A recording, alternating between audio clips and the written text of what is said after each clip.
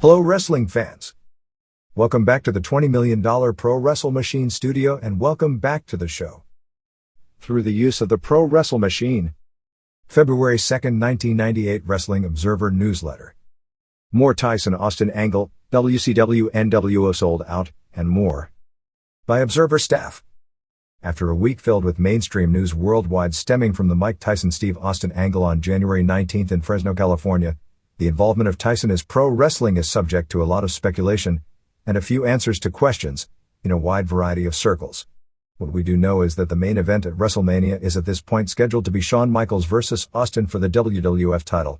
We believe the plan is, and all along was going to be for Tyson to be the referee for that match. But that role for Tyson is only speculation at this point.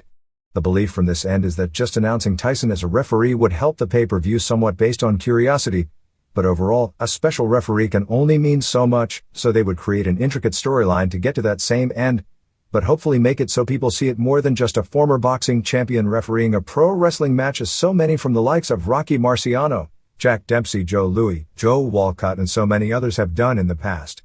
How it goes isn't totally clear. What we do know is that Tyson has begun training for his boxing comeback. His training is his top priority, but the WWF is trying to get him to work dates for them in between his training. The plan is for a second angle to be shot at a press conference on February 5th at the All-Star Cafe in New York. That will be the press conference to kick off the major promotion for WrestleMania, which will feature Tyson, Austin, and Michaels. In Fresno, Tyson was posing with Austin and Michaels for cable guide photos that will run in early March. We are under the impression an angle with Tyson will be shot, perhaps this time with Michaels, since WWF figures the appearance of Tyson will draw a ton of New York and national press to their press conference and thus the angle will run big everywhere. Tyson probably won't appear at the live Raw on February 2nd since it's in Indianapolis, a city that he didn't want to visit. That was where his rape trial was held. They are hopeful he'll appear on the February 15th pay-per-view show from Houston, which appears to be the working idea for his next live involvement, and I believe the official announcement of his role will come possibly at that show or on the ensuing Raw. That show won't air until February 21st from 8 to 10 p.m. because the Raw taped on February 16th at Reunion Arena in Dallas will be preempted for the usually highly rated Westminster Dog Show. Much of this is WWF planning that has yet to be confirmed with Tyson.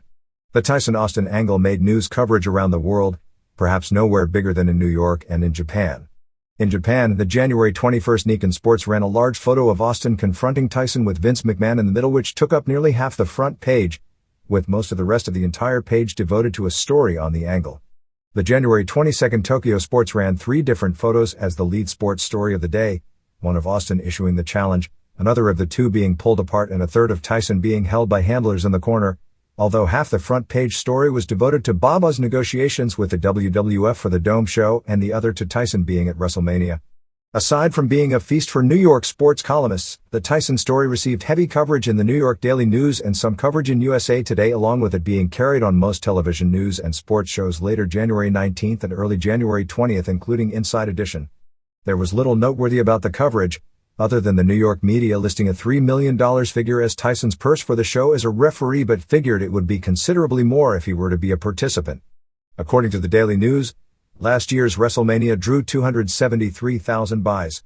Thomas Umstead, the pay-per-view sports editor of Multi-Channel News, predicted Tyson's involvement as adding at least 100,000 to 150,000 buys to Mania.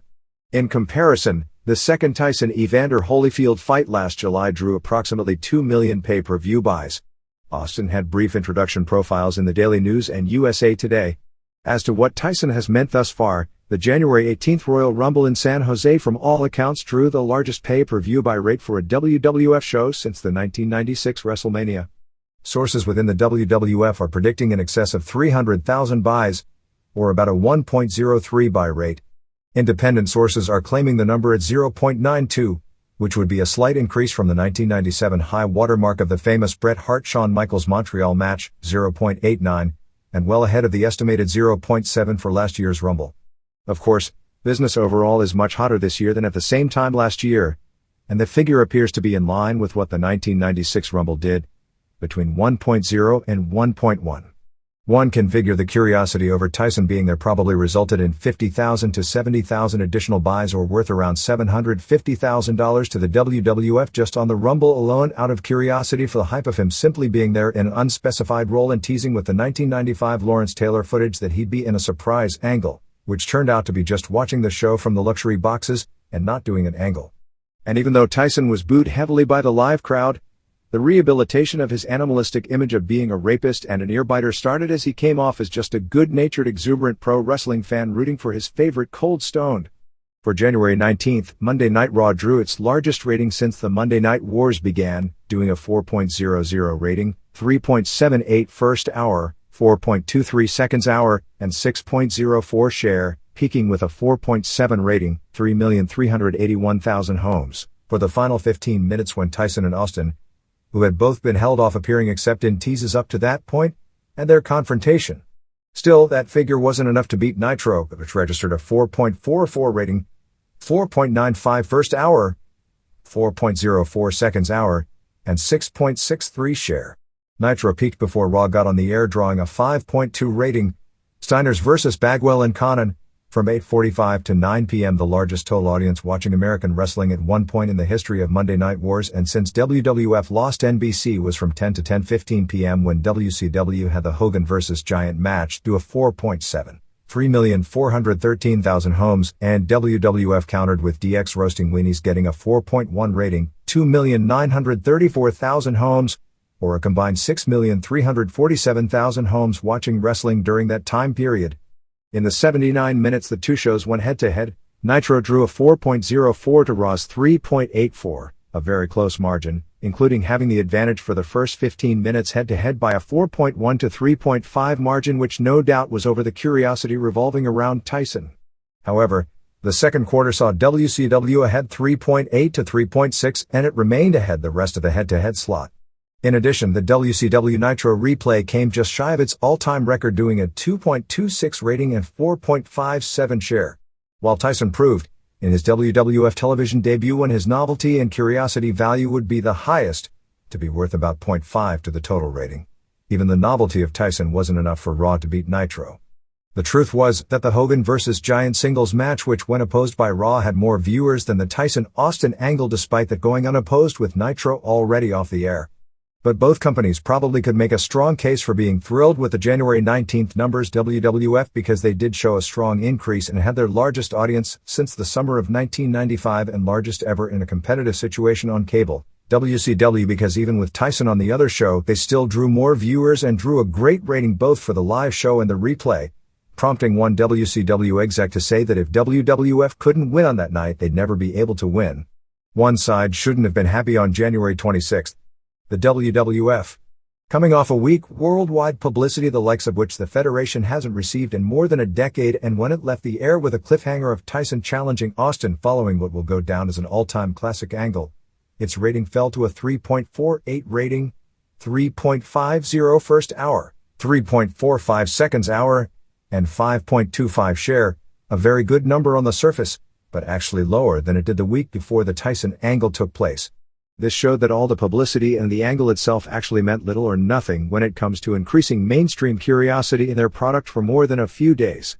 This isn't to say the angle is dead or worthless or won't draw money at the end or anything of the sort, but it did not result in any increase in mainstream curiosity about seeing where the angle was going after a cliffhanger end of the show, let alone in the World Wrestling Federation 7 days later. Nitro increased to its now permanent 3-hour length, drew a record for an opposed time slot despite having its worst show of the new year, with a 4.66 rating, 4.90 first hour, 4.83 seconds hour, 4.25 third hour, and a 6.88 share. The Nitro replay moved back to a 1 a.m. to 4 a.m. time slot after the movie Police Woman Centerfold, did in 0.8 rating and 3.5 share. The head-to-head 2 hours were 4.54 to 3.48, the first ever combined audience for a 2-hour period to top an 8.0. Individual quarters were 4.2, Bloom vs. Neidhart, Guerrero Jr. vs. Psychosis, to 3.9, Shamrock vs. Henry, 4.7, Spicoli vs. Guerrero plus NWO Soap with Savage, to 3.5, LOD vs. Jarrett and Wyndham, 5.3, NWO Soap interview with Savage, to 3.3 DX interview, or the peak total audience period, 5.1, Raven vs. Mortis, Wrath vs. Page, to 3.3, Vader vs. Goldust and Kane Angle, 4.2, Bret Hart interview plus Nitro Party clips, to 3.8, Funk and Cactus vs. Outlaws and Pantera vs. Christopher, 4.6, Booker T vs. Saturn and Jericho interview to 3.2, Angle with DX, Funk and Cactus, Bangers vs. Quebecers, 4.3, McMichael vs. Bulldog and Nash vs. Trailer, to 3.3, Owen vs. Goldust, and 3.9, Hall vs. Luger and typical Sting/Hogan finish, to 3.5, Don King and Austin interviews. Back to Tyson. Based on a lot of different things, my feeling is the plan McMahon and Don King came up with was likely the plan listed in the Las Vegas newspaper, scenario number 3 last week, where they tease a match, then Tyson backs out and only refs, thereby showing the power of the Nevada State Athletic Commission. Tyson himself is portrayed throughout as a babyface. He gets the big pop at Mania, and his image is softened and the commission gets its authority kissed up to, and Tyson supposedly bowing down to their power and wishes again, and in the end they reinstate him in July and he's back in boxing where he collects his real paydays. A funny thing happened. Mark Ratner, the executive director of the Nevada State Athletic Commission, made it very public that he considers wrestling as staged entertainment and doesn't care what Tyson does within the WWF's play-acting world. It appeared the WWF and King were going through with their original angle anyway, as King's interview on January 26 talked about them having to show respect to the Nevada Commission, and pretty much hinting that even though Tyson wants to fight Austin that he can't, even though in real life the commission has made it clear not only doesn't it have the power to stop it, but it's questionable whether even if it did, it would, and that he and McMahon have to come up with a solution to the problem. Reportedly, Ratner himself had told friends that he thought they were going to try in their storyline to make the commission into the bad guys. And there is more than Ratner's opinion on the subject to consider. The most important item on the plate of Tyson and King is not how many buys WrestleMania gets, or if they can pull off a good scenario, but to get back into making money with him in boxing. There are 5 members of the Nevada Commission who will vote, majority rules, in July, on Tyson's reinstatement. The general feeling is that the pressure from the cable companies, let alone the boxing industry that the commission governs, since Holyfield's last title defense against Michael Moore proved to be such a huge pay-per-view disappointment, would force the commission into reinstating Tyson no matter what the right thing to do in this case is. Fairness doesn't enter into this equation. As a boxing fan, fairness tells me that a 1-year suspension isn't long enough for Tyson's antics in the Holyfield fight. Logic of how businesses operate tells me too much money is at stake for fairness to be an overriding concern. Certainly there are many people involved in this scenario who believe as long as Tyson doesn't screw up between now and July, it's almost a rubber stamp deal he'll be reinstated. His appearing in the WWF should have no bearing one way or another on that. If he were to participate in a WWF ring wearing boxing gloves, then in a sense that is a boxer and something of a boxing exhibition, and that's where the line should be drawn because he is making money exhibiting his boxing skills, which is banned from using, even in an exhibition. Certainly any media portrayal of Tyson, a convicted rapist and longtime street thug, stooping to a new low by participating in WWF wrestling is an inane conclusion. Of the 5 commission members, 2 have said that their vote will not be affected by what Tyson is in wrestling, 1 has said it will be affected negatively, and the other 2 have refused to publicly comment. WCW almost managed to change the formula. You know, the one about having great undercards and finishing the show with a lousy main event. They would have pulled it off, but in their quest to put the Hogan/Sting angle on last, put the Ric Flair vs. Bret Hart match as the semifinal, and still managed to end the show with a bad match, Lex Luger vs. Randy Savage, which actually resulted in a lot of backstage sniping after the show. But all in all, WCW/NWO Sold Out should be noted for being the best and most balanced WCW pay-per-view event in several months, doing what preliminary expectations indicate will be a surprisingly good buy rate, not on the Hogan-Sting or Hogan-Piper level, but perhaps the best WCW has done for a non-Hogan main event show, and legitimately sell out the Hara Arena in Dayton on January 24th to the tune of 5,486 fans, which was 5,087, paying $133,750 and another $64,478 in merchandise, a whopping $12.68 per head, which is the biggest per head merchandise figure I've ever heard of in the United States. For all real purposes, the building was sold out within 4 hours of tickets being put on sale more than 1 month earlier. After the arena set up, there were about 700 additional seats released the day of the show, but for all real purposes it was a 4-hour sellout, which also points out that both WWF and WCW at this stage of the game have outgrown 5,000-seat arenas when it comes to pay-per-view events. It was also the return of what carried the company during the late 80s and early 90s, the classic Flair match, as Flair put on, with the help of Hart, his best Big Show match since his 1995 feud with Randy Savage. But as psychologically sound as Flair and Hart were and as much tension was built up in their interviews, in many circles it was the flying circus in the opening match involving 8 Lucha Libre-style grapplers that was the best match on the show. And the show's most memorable moment featured, of all people, 51-year-old and maybe 350 pounds of the American Dream, Dusty Rhodes. After being almost exclusively a babyface since his famous 1974 turn in Florida, and one of the most popular wrestlers in history, Rhodes turned heel and joined the NWO in turning on fellow broadcaster Larry Zbyszko after his match with Scott Hall. This turn had a dual purpose. It was a smooth way to get Rhodes out of the broadcast booth during pay-per-view shows, where he had far outlived his usefulness. Actually, he outlived his usefulness on pay-per-view shows about the second time he did one, and to create a storyline transition for making Scott Hudson and Mike Tenay the new announcing team on WCW Saturday Night. It also gives Eric Bischoff his NWO color commentator when they resurrect the idea of the NWO television show.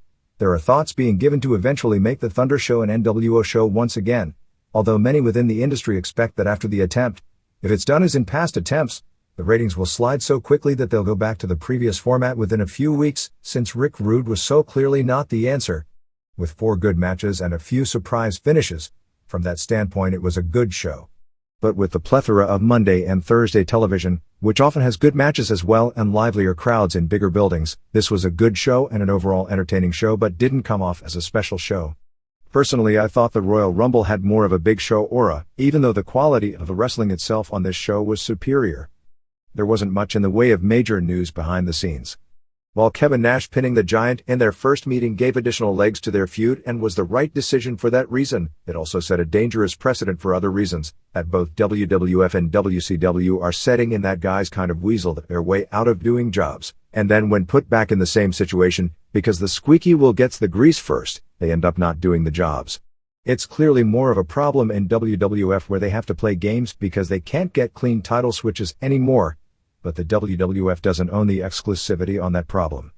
It would have been far more effective had Dusty Rhodes actually cost Larry Zbyszko the match with Scott Hall, which I believe was the original plan, particularly with Hall being in line for a title match and not even beating a retired wrestler, but that's not a serious criticism with all the other finishes being relatively clean. However, due to the big pop Zbyszko gets on television, the plan now is to make him a regular on big shows and not only continue his program with Hall, but later in the year do pay-per-view programs with the big names such as Savage and Flair and his new living legend guys. The soap opera storylines that were teased, the NWO split, which is pretty much at this point looking to be just a tease, and the Steiners split, which we'll presume is on the way, were toned down in the case of the former with the exception of a brief tease, and not so casually continued in the case of the latter. Nor should they have been done any more than that so as not to overshadow or be overshadowed by the Rhodes angle.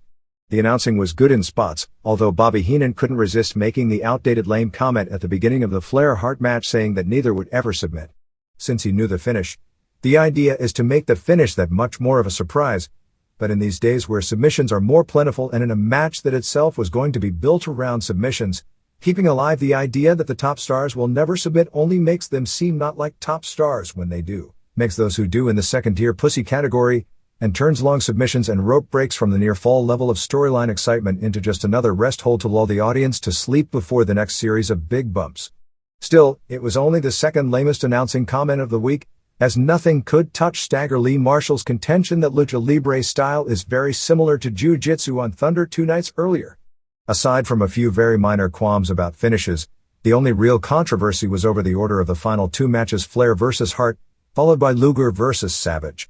As far as hyping the show itself, probably more was really done for Giant vs. Nash than any match, although the quality of the Flair-Hart interviews and the name value of the two put it at the same and realistically a higher level of interest when it came to drawing viewers. At best, Luger vs. Savage was a distant 4th in interest level, trailing also Hall vs. Zbyszko. Obviously it went on last anyway because that was the match where Hogan was going to get involved, and Sting was coming from the ceiling for the predictable Nitro ending of the show. Unfortunately, coming after a strong Flair-Hart match, Luger Savage had no heat at all, which caused some problems after. Savage was very vocal after the show, claiming Flair and Hart had gone too long, which makes no sense since the show itself ended 5 to 7 minutes early, so Savage should have had 12 to 14 minutes to do his match, which actually only went 7, and that's all the time anyone needs for a bout with Luger. Many others were of the feeling that Flair and Hart should have been put on last because on paper of the marquee matches, it looked to be the best and thus the hardest to follow, and because arguably it was the most important match of the 4 when it came to actually drawing buys based on the name value and the interviews leading up to it. Hall vs. Zbyszko actually had the most hype, and Giant vs. Nash also had months of build-up, but in both cases the heat once they were in the ring turned out to be very disappointing. The show was also in dire need of some backstage interviews, which for some reason WCW doesn't do on its PPVs. They needed, if not an interview, at least a backstage NWO celebration with Rhodes after having put one over on Zbyszko, let alone barely focusing on the turn on Monday and not even having Rhodes accompany the NWO or do an interview on Nitro, basically already turning it into a second-level angle. The show also could have used pre-match interviews for at least a few of the top matches, and Flair and Hart desperately needed them since they've only done confrontations and neither has done a live solo interview to get the match over. 1. Juventud Guerrera, Aníbal Gonzalez, and Chavo Guerrero Jr., Salvador Guerrero III, and Lizmark Jr., Juan Baños Jr., and Super Calo, Rafael Garcia, Beat La Parca, Alfo Tapia, and Silver King, Cesar Gonzalez, and Psicosis, Dionisio Castellanos, and Dandy, Roberto Gutierrez Frias, in 9:30 when Chavo Jr. pinned Psicosis with a swinging DDT. This was about as good as you could do with an 8-man tag given no storyline and the time constraints. Fast-paced match with nobody looking bad, virtually every spot being hit and Guerrera and Silver King in particular standing out as workers. Calo used his flying ankle scissors off the top rope on Dandy for a near fall. Guerrera used the Firebird splash on Silver King but Parca saved. Parca got a near fall with a powerbomb on Guerrera. By the way, does anyone know what Juve Juice stands for on Guerrera's tights? If they do, please don't tell me. Psicosis did a leg drop, which was more of a butt drop, on Guerrero's face for a near fall. After a moment of unwieldiness, it became Dive City. Silver King missed his trademark tope con hilo and crashed to the floor. Calo did a Hokuto-style flip plancha onto him from the top turnbuckle. Dandy did an awesome running dive over the top onto the group. Guerrera springboarded off the back of Lizmark Jr. for his air juvie. Parca then did a springboard twisting rolling backwards splash onto the group, followed by Lizmark climaxing the series with an Osai moonsault. In the ring, this left Chavo Jr. and Psicosis, who worked right to the finish.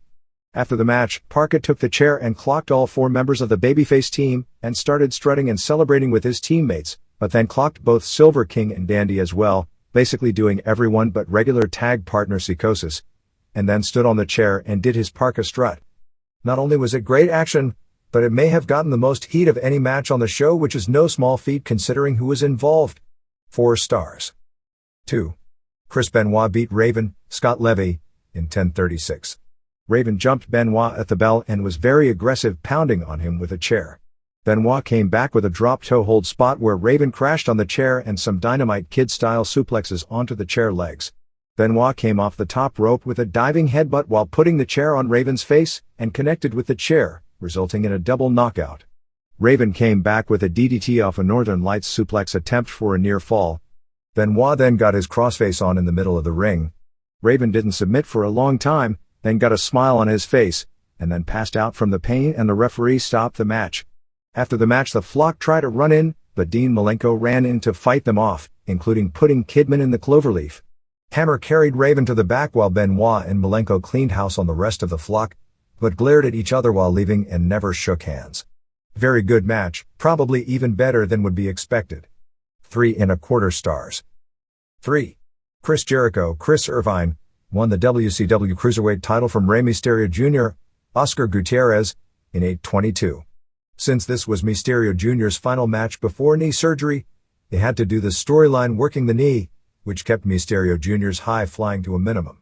Still, this was the 3rd very good match in a row. As with every Mysterio Jr. match, you get an inventive new spot. In this one, Jericho was on the apron and Mysterio Jr. went for a Hurricane Rana. Jericho blocked it and dropped him backwards on the top rope like a hot shot. Jericho also used a double arm suplex dropped into a backbreaker on the floor. Jericho leapt off the steps to clock Mysterio Jr. on the floor. Mysterio Jr. then hit one hot dangerous spot, A springboard somersault splash to the floor, ending with his selling his bad left knee even more. As he went for his springboard Hurricane Rana, Jericho knocked the ropes, causing Mysterio Jr. to fall off again, injuring his bad knee. For the finish, Mysterio Jr. went for a springboard Frankensteiner off the top rope, but Jericho blocked it in mid-move and ended up with the Boston Crab, or Lion Tamer, for the finish. After the match, Jericho destroyed Mysterio Jr.'s knee, taking his brace off and hitting him with the brace, and then putting it next to the ring steps and smashing the knee with a heavy television box. Mysterio Jr. was carried out of the ring. This match was a storyline since Mysterio Jr. was scheduled for reconstructive surgery on his left knee on January 28 in Atlanta. He suffered a torn anterior cruciate ligament and torn meniscus on January 6 in Rome, Georgia, and aggravated it worse warming up for Nitro on January 12 in Jacksonville, but still had the great match, winning the title on January 15 in Lakeland with Juventud Guerrera. For a normal person would mean he'll be out of action 6 to 8 months, which means maybe 4 months in this case, 6 months if he's smart. 3.25 stars. At this point, Gene Okerlund interviewed J.J. Dillon to rectify the WCW title situation. As it turned out, he had Roddy Piper come out, and Piper announced the title would be decided in a Hogan vs. Sting match on February 22 at the San Francisco Cow Palace. 4. Booker T. Booker Huffman retained the TV title, pinning Rick Martel, Richard Viinault, in 10:50. Crowd was totally dead for these two. There was nothing wrong with their actual work, only that Martel isn't flashy by today's standards and has had no interview time to get over, although interviews were never his strong suit to begin with. Martel started working a subtle heel style, but it was so subtle since it was the kind of things that would get heat a decade ago that the crowd actually didn't even figure out he was a heel as he elicited few boos. Martel got his crab on, but T made the ropes. Martel celebrated like he thought he'd won, but was then given a scissors kick and a side slam, leading to T winning with his Harlem hangover. After the match, Martel grabbed the belt as if he was going to steal it from ref Billy Silverman, but instead he gave the belt to Booker and raised his hand, and both shook hands after the match. T left, leaving Martel in the ring to be attacked by Perry Saturn, but Booker then came back in to make the save for Martel. 1 star. 5. Larry Zbyszko. Larry Whistler beat Scott Hall via DQ in 8:09. Hall came out with Louis Spicolli was his second/flunky, while Zbyszko then brought out Rhodes. Rhodes has gained so much weight he looked like a cross between Mark Madden and the late Adrian Adonis. For an issue that has drawn so much heat for so many months, it was almost eerie the lack of heat once they actually got in the ring. There was nothing wrong with the match, as Zbyszko's actual work was solid and visually he looked in better shape than when he was a full-time wrestler. But there was nothing good about the match either. The only strong reaction was a huge Larry sucks chant, followed by a smaller Hall sucks chant. There was a period where the match threatened to fall apart, before they went to the finish. Hall, who was getting a pretty solid face reaction by this point, delivered his fall-away slam. He went for the edge, but Zbyszko backdropped his way out of it. Hall came back a few clotheslines that Zbyszko didn't sell well. Zbyszko never took clotheslines during his career. Zbyszko was supposed to kick referee Mickey J, and actually barely grazed the kick, but J sold it since there was no other choice. Hall had him pinned with no ref, but then Zbyszko got Hall in a front facelock with a body scissors and Spicolli interfered for the DQ. Rhodes ran in and delivered the big elbow on Spicolli, who sold it so well that if they could go back 13 years in the time machine, Dusty would have made him one of the 4 horsemen. Rhodes went to elbow Hall, who moved and accidentally clobbered Zbyszko. At this point, Rhodes teased going after Hall, but then took off his shirt revealing an NWO t-shirt, and Rhodes and Spicolli began dropping elbows on Zbyszko while announcer Tony Schiavone acted disgusted. As Zbyszko was laying there to get sympathy, a huge Larry sucks chant started again. 1 star. 6. Steiners. Robert and Scott reached Steiner, and Ray Traylor beat Connon, Charles Ashenoff, and Marcus Bagwell and Scott Norton in 12:20. This match was totally dead. Schiavone didn't get into the match for the first few minutes, still selling the Rhodes angle. Rick and Scott argued before the match even started. Crowd was dead for this match, partially because of the angle before, but more because, with the exception of Connon, who tried hard since he was doing the job at the end, nobody did anything. Bagwell was so busy being animated that he didn't wrestle, and Rick, Steiner, Norton and Traylor were basically slugs out there. The story was that Rick and Traylor would never tag Scott in because he'd been hogging the spotlight. Of course, they had been winning nearly every match, which kind of kills the idea of that story. Finally, Scott tagged in, and after dropping Connon with a dragon suplex, delivered the SSD for the pin. Connon legitimately got his head scraped up and neck jammed from taking the move, with his head landing on Steiner's weight belt. After the match, Bagwell and Scott began posing again and they seemed to begin talking with one another while Scott pretty well ignored his teammates. Dud. 7. Kevin Nash pinned the Giant Paul White in 10:47. Hogan and Bischoff came out with Nash. Nash actually tried a pescado, but his legs caught the top rope going over it. It could have been hurt with a bad landing, but Giant caught him and muscled him back up to slam him into the post. Hogan hit Giant in the back with a chair. At one point both delivered the big foot simultaneously, and both went down. Giant then began playing ping pong with Nash, who took a lot of bumps. After a foot to the face, he went for the kill. However, Bischoff got on the apron, and Giant choke slammed him. This enabled Hogan to give Nash a pitcher of coffee which he threw in Giant's face, then gave him a low blow and went to jackknife him for the pin. Nash jackknifed Giant last year at Super Brawl to a big pop, but Giant has probably gained close to 50 pounds over the past year and Nash couldn't handle the weight and actually dropped him, dangerously, on his neck and upper shoulders and got the pin. They did an angle where Giant was injured in the ring in the eyes from the coffee, but he was walking around fine backstage. Perhaps because the finish looked so unusually good because it was a screw-up, they took him to the hospital where it was said he had suffered a mild concussion, although some think that was just a story because the finish looked so good they could create an angle out of it and were trying to fool everyone even in the dressing room. Because of that they created the big injury angle for television on Monday. 3/4 of a star. 8. Bret Hart beat Ric Flair, Richard Fliehr, in 1806. This was the first old-style Flair match in a few years. Some were comparing it to the Steamboat matches of years ago, but that would be ridiculous as even if Hart is as good as Steamboat, and they are two very different style performers both great in their own way, it doesn't matter because this is not the same Flair. To Flair's credit, for his age, just weeks shy of his 49th birthday, he was nothing short of tremendous in the ring and both were motivated with something to prove and pretty well proved it. Heenan of course opened with his nonsensical comment about why we should blow off every time a submission was attempted. And then when Hart got the figure 4 on right away, with Flair struggling to the ropes, the brilliant announcers told us that it really wasn't a near finish after all, that Hart was just showing Flair he could get it on him but wasn't trying to beat him with it. Thanks for killing the drama, guys. Fans were actually chanting for Hart and not for Flair. The only messed up spot was Flair not taking a neckbreaker correctly so it looked bad. Hart used a bulldog for a near fall.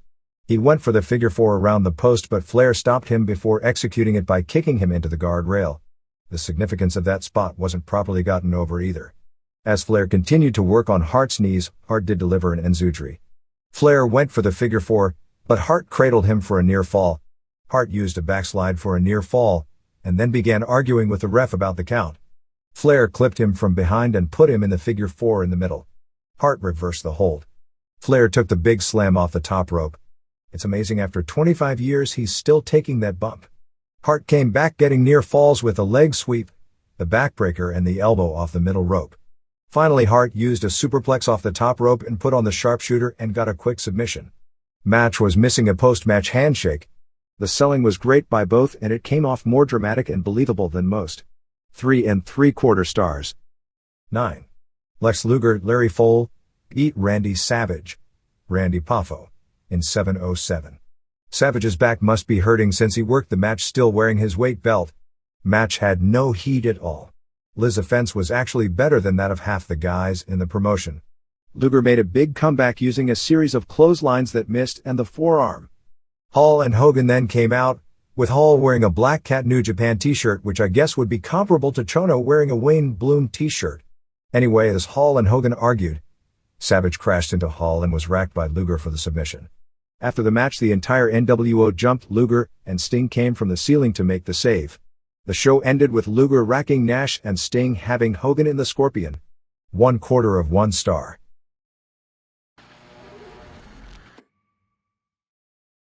The Japanese business fallout continued this past week with the Wrestle Association RWAR promotion announcing on January 27 that it would be ceasing operations after the current tour and the rumored imminent demise of the Kingdom promotion.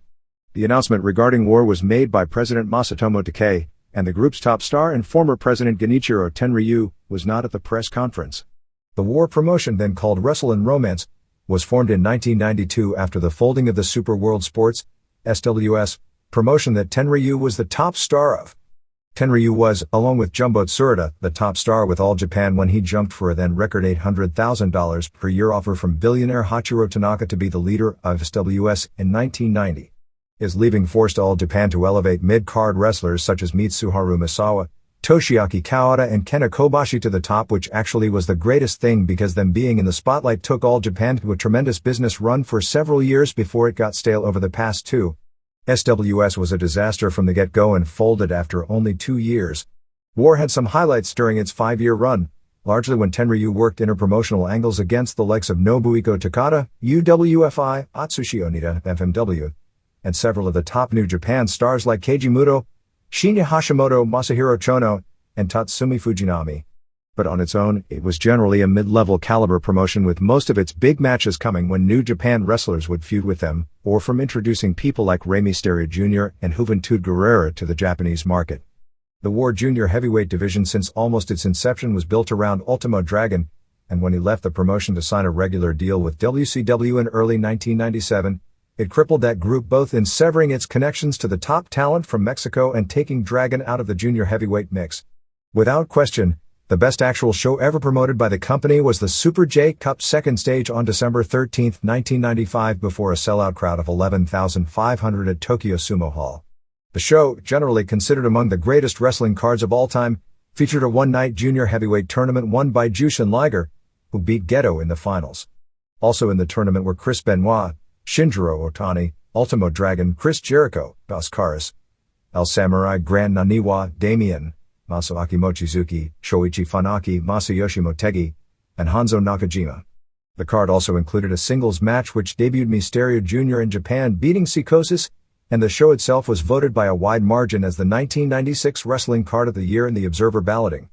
Over the past year, War has caused little in the way of interest, trying the same fake rebel promotion versus existing stars feud that nearly every company in the world has done, stemming from the New Japan versus UWFI and WCW versus NWO feuds.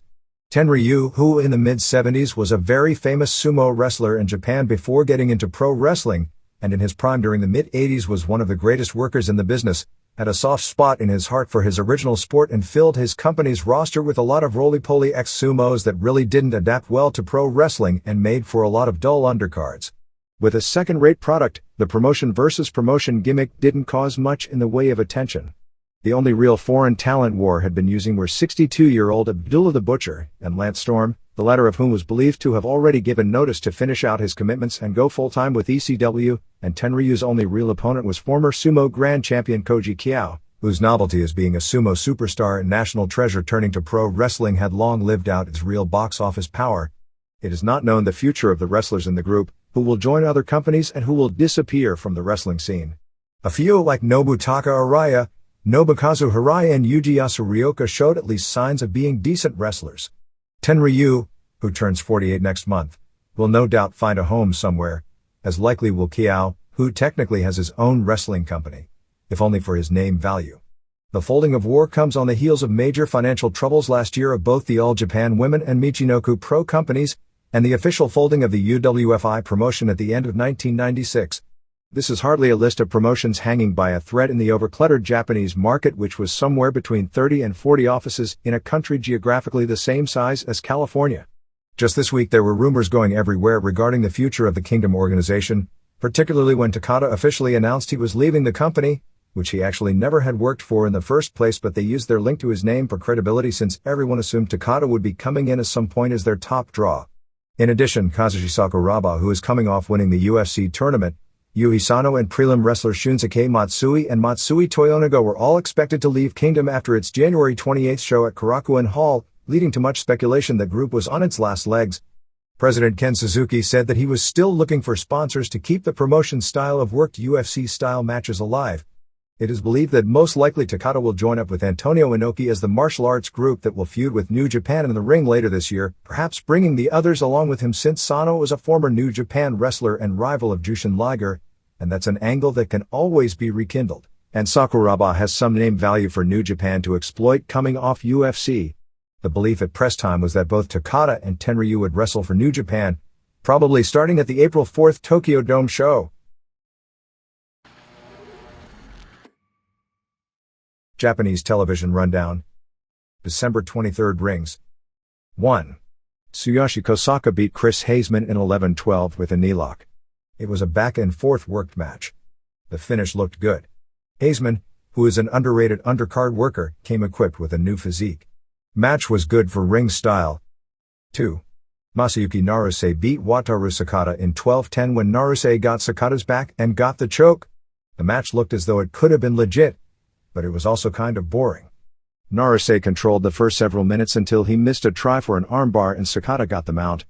More of a strategic chess match than a wide-open match, similar to a pancrase match. 3. Sean Alvarez beat Willie Peters in 9:40 in a Vale Tudo rules match. There was no question this match was legit. Alvarez, who had a 21-pound weight advantage and appeared to have a new physique, totally dominated.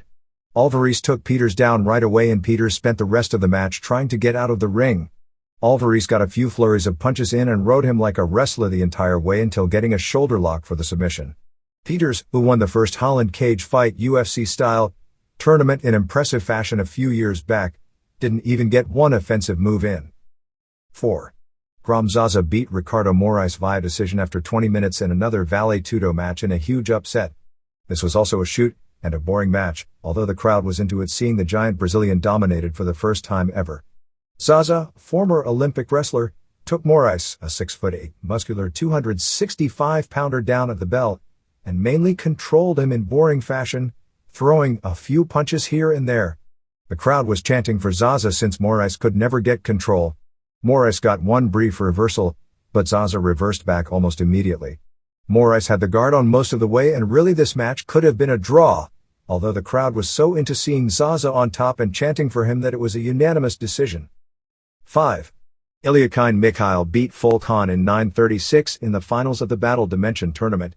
Han was by far the best guy on the show, putting on almost a clinic of how to do a work-shoot style match with a broom.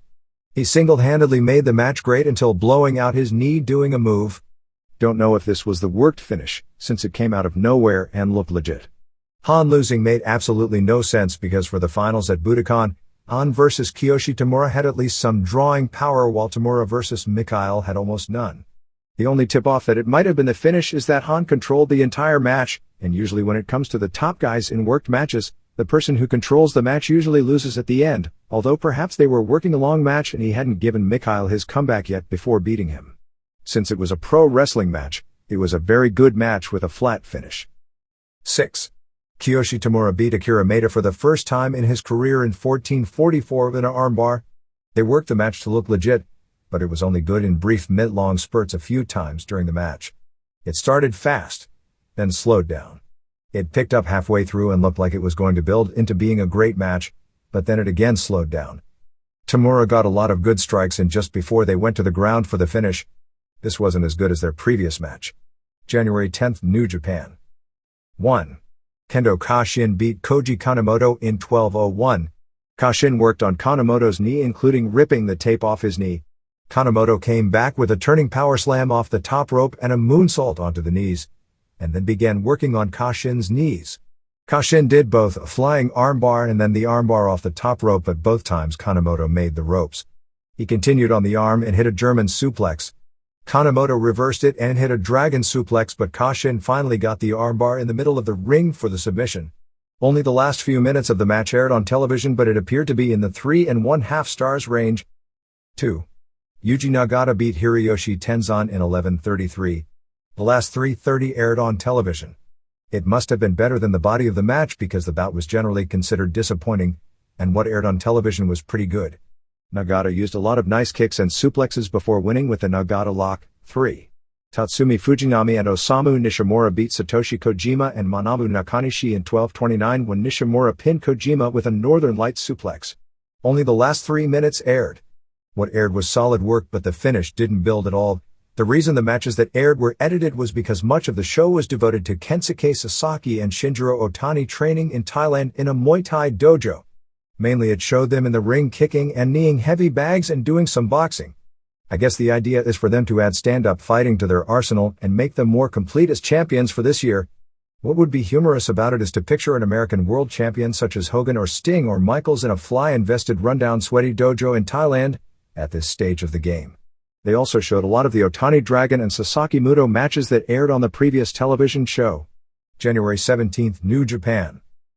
This show was the Riki Choshu Hour. It showed him coming to the building, walking around the building, etc., building up to re-airing his final match, like anyone would ever want to see that again. It was interesting to note the way they aired clips of the finishes of the first 3 matches with Otani, Nagata and Nishimura going over as to paint the picture of the new generation leading New Japan.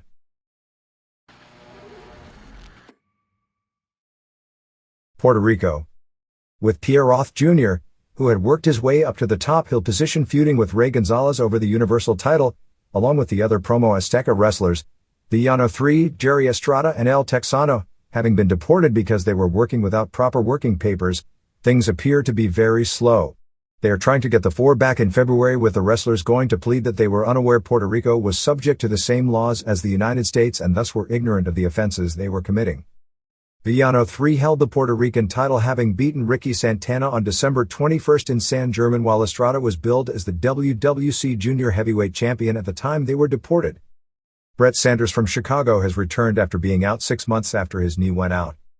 Glamour Boy Shane's real name is Shane Sood.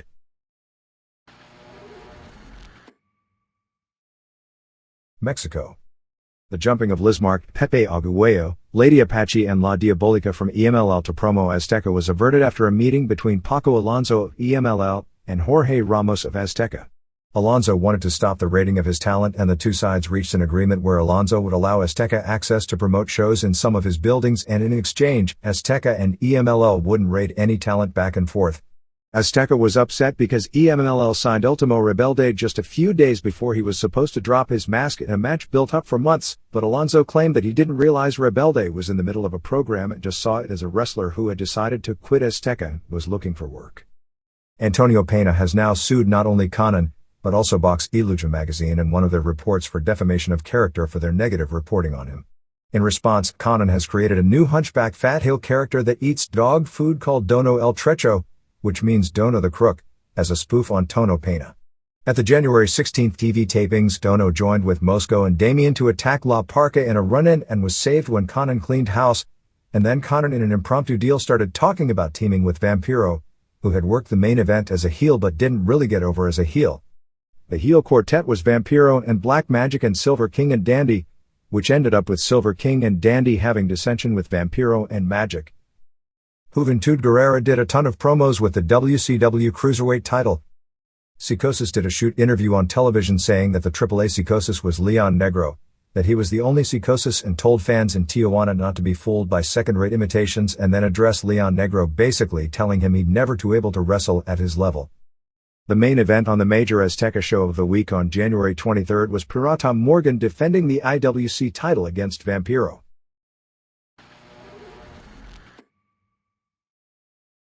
All Japan.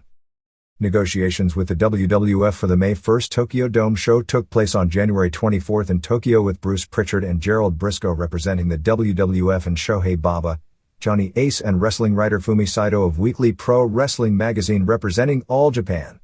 The 90-minute meeting that afternoon at Tokyo Capital Tokyo Hotel ended with nothing even close to decided. Baba told the Japanese press the next day that the two sides couldn't come to a financial agreement, with some media stories noting how Michinoku Pro had paid WWF something like $60,000 for Undertaker and Sonny for the Sumo Hall show in October, and that being blamed for part of the reason Michinoku was in such horrible financial straits after that point. From what we understand, the two sides really didn't come close on financial terms, and there may have been some creative differences as well.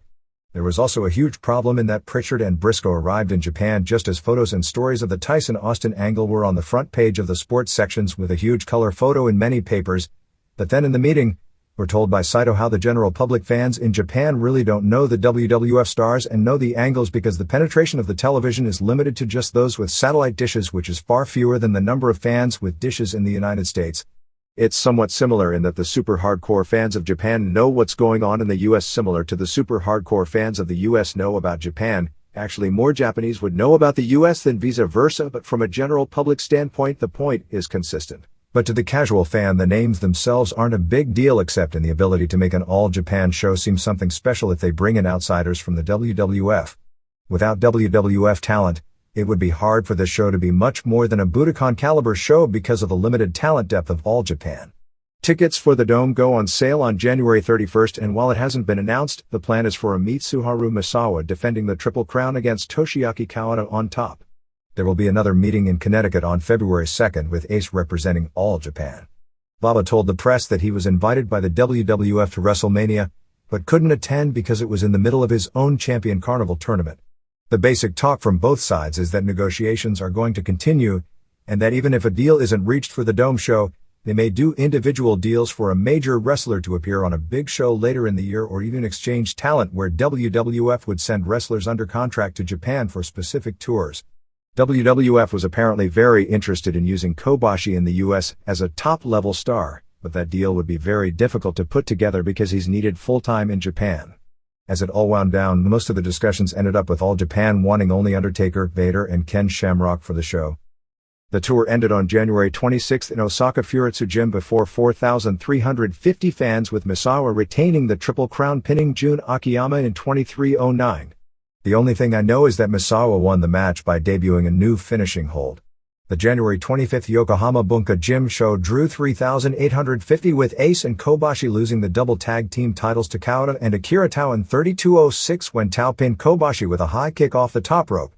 Also on that show, Steve Williams and Gary Albright beat Misawa and Takao Omori in 18:20 when Albright pinned Omori with the Dragon Suplex, and Manukia Mossman retained the PWF Junior Heavyweight title, beating Ricky Santana after a DDT in 22:12. Santana was protected up to that point in the tour against the other junior heavyweights to build up the title match. The January 23 Korakuen Hall show celebrating Baba's 60th birthday drew a sellout 2,100. Fans, reporters, and other wrestlers all presented Baba with presents such as flowers and comedy gifts like the kind of clothes old people in Japan wear. In the Asunaro Cup final match, Akiyama and Omori, in what they hinted would be the finish of their tag team, beat Tao and Kentaro Shiga in 1937 when Omori pinned Shiga with the old Ray Stevens bombs away, knee drop off the top rope. Shiga apparently looked great in this match. In the main event, Baba and Misawa and Mossman beat Kobashi and Kawada and Masafuchi in 29:27 when Baba pinned Fuchi with a flying clothesline. Apparently Baba did really well in this match, taking several bumps, including a backdrop. The reason Baba used the flying clothesline for the finish is historical because that was the move he used 24 years earlier to win the NWA title from Gerald Briscoe's older brother Jack in one of the legendary matches in Japanese history, because it was the first time the NWA title had ever changed hands in Japan. The wedding of Monica Inoue, a son to Gary Albright, was scheduled for January 28 in Maui. The two have been dating for 5 years and apparently met while both were living in Alabama. January 11 TV show drew a 2.6 rating.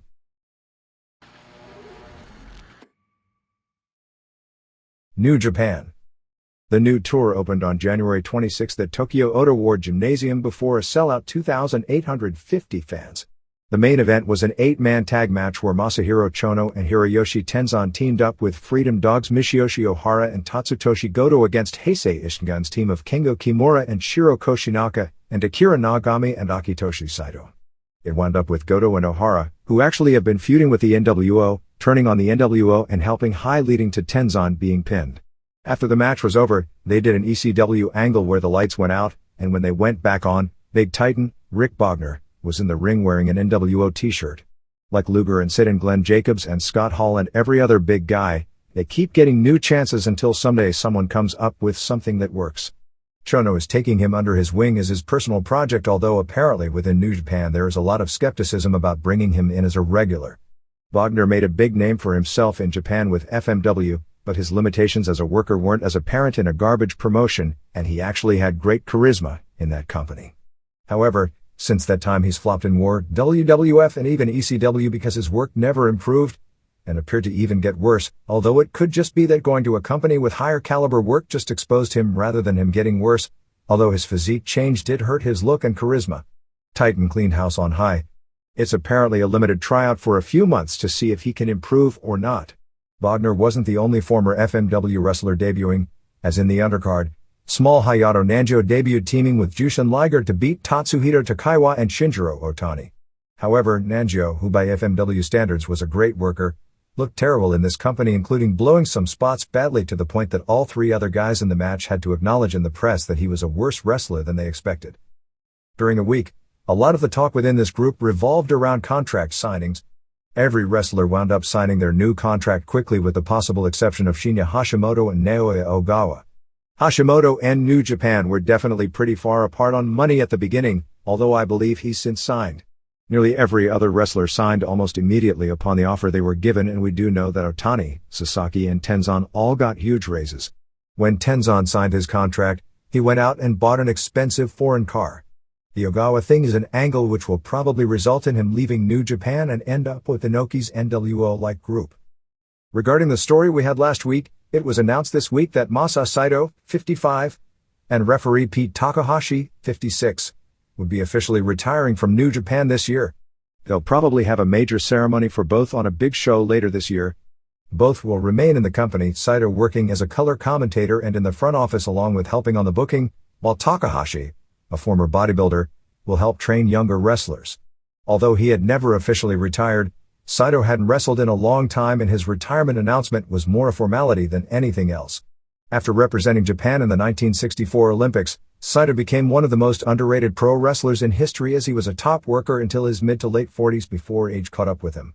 His career included being a very successful wrestler in many territories in the United States, holding numerous tag team and regional titles including NWA, IWGP and WWF tag titles, and the AWA World Heavyweight title.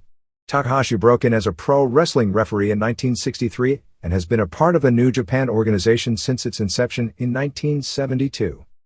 High Voltage were the only foreigners on the opening night show. Scott Norton and Kurt Hennig were both supposed to come for this tour. No word on whether Hennig's knee will be okay by February 15th for his match against Satoshi Kojima. The plan is for Voltage to become regulars with New Japan this year and be kept off WCW television, so that when they return to WCW in 1999, they'll have improved their game from a year in Japan to where they can be tag team title contenders. Nikkei Sports had a front page story where Muto, Chono, Hiro Saito and Tenzan were training members of the Yokohama Bay Stars baseball team. The two top players on the team came out with Chono wearing NWO t-shirts at the January 4th Dome show. January 10th TV show did a 2.8 rating.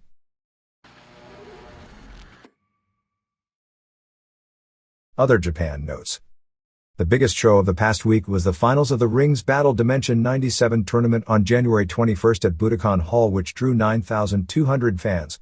Previous Battle Dimension finals at Budokan have drawn between 11,000 and 14,000, which tells the story of both the current popularity of Rings and of the attempt to build the future around Kiyoshi Tamura. Tamura wasn't helped when his final was against Ilyakine Mikhail rather than the more respected Folk Han, who Tamura had two classic matches against. Tamura won with the armbar in 1812, while Akira Maeda won the third-place match beating Han in 4:24 with a knee lock. People could believe in that with Han selling the knee so big at the December show, and the short match may also be because Han really was hurt. In what I believe to be a first, Ryuma Go promoted a show on January 25th at Korakuen Hall before about 1,600, which was headlined by a tag match in which a woman pinned a man. It was Go teaming with Kyoko Inoue to beat Yoshiaki Fujiwara and Sai Endo, ending with Inoue pinning Fujiwara. Super Delphin held a press conference on January 22nd saying that the rest of the Michinoku wrestlers were going to promote shows in their own home cities such as Delphin in Osaka, Jinsei Shinzaki in Tokushima and Gran Hamada in Gunma until Great Sasuke returns. Sasuke's knee surgery was scheduled for February 7th. JWP ran a big show on January 23rd in Kawasaki headlined by the AJW team of Manami Toyota and Kaoru Ito, winning the JWP tag team titles from Devil Masami and Hikari Fukuoka, who held the titles since late 1996, winning when Toyota pinned Fukuoka in 1649 with the Japanese Ocean Cyclone Suplex. This sets up a February 11th show at Korakuen Hall with Toyota and Ito defending against Fukuoka and a new partner. Another trivia note. Pancrase wrestlers Minoru Suzuki and Yoshiki Takahashi wrestled each other when both were amateurs in college in the Greater Tokyo Area College Freestyle Tournament in the championship match, which Takahashi won. At the Battle Art show on January 20th, Yuki Ishikawa said that he wanted to wrestle on the New Japan April 4th Dome show, and if not, just wanted to be able to watch Inoki's final match from ringside as one of Inoki's seconds. Yoshiko Tamura of the Neo Ladies promotion is out of action with a broken leg. In AJW, Emi Motokawa won the All Japan Championship beating Momoe Nakanishi on January 24th in Hamamatsu. Jado and Mr. Ganasuke and Yukihiro Kanemura defend the FMW World 6-Man Street Fight titles against Atsushi Onita and Koji Nakagawa and Tetsuhiro Kuroda on February 13th in Chiba.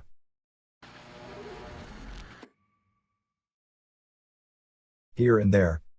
For such a legendary wrestling name, there really was less talk about the death of Bobo Brazil than any name of his caliber in recent years.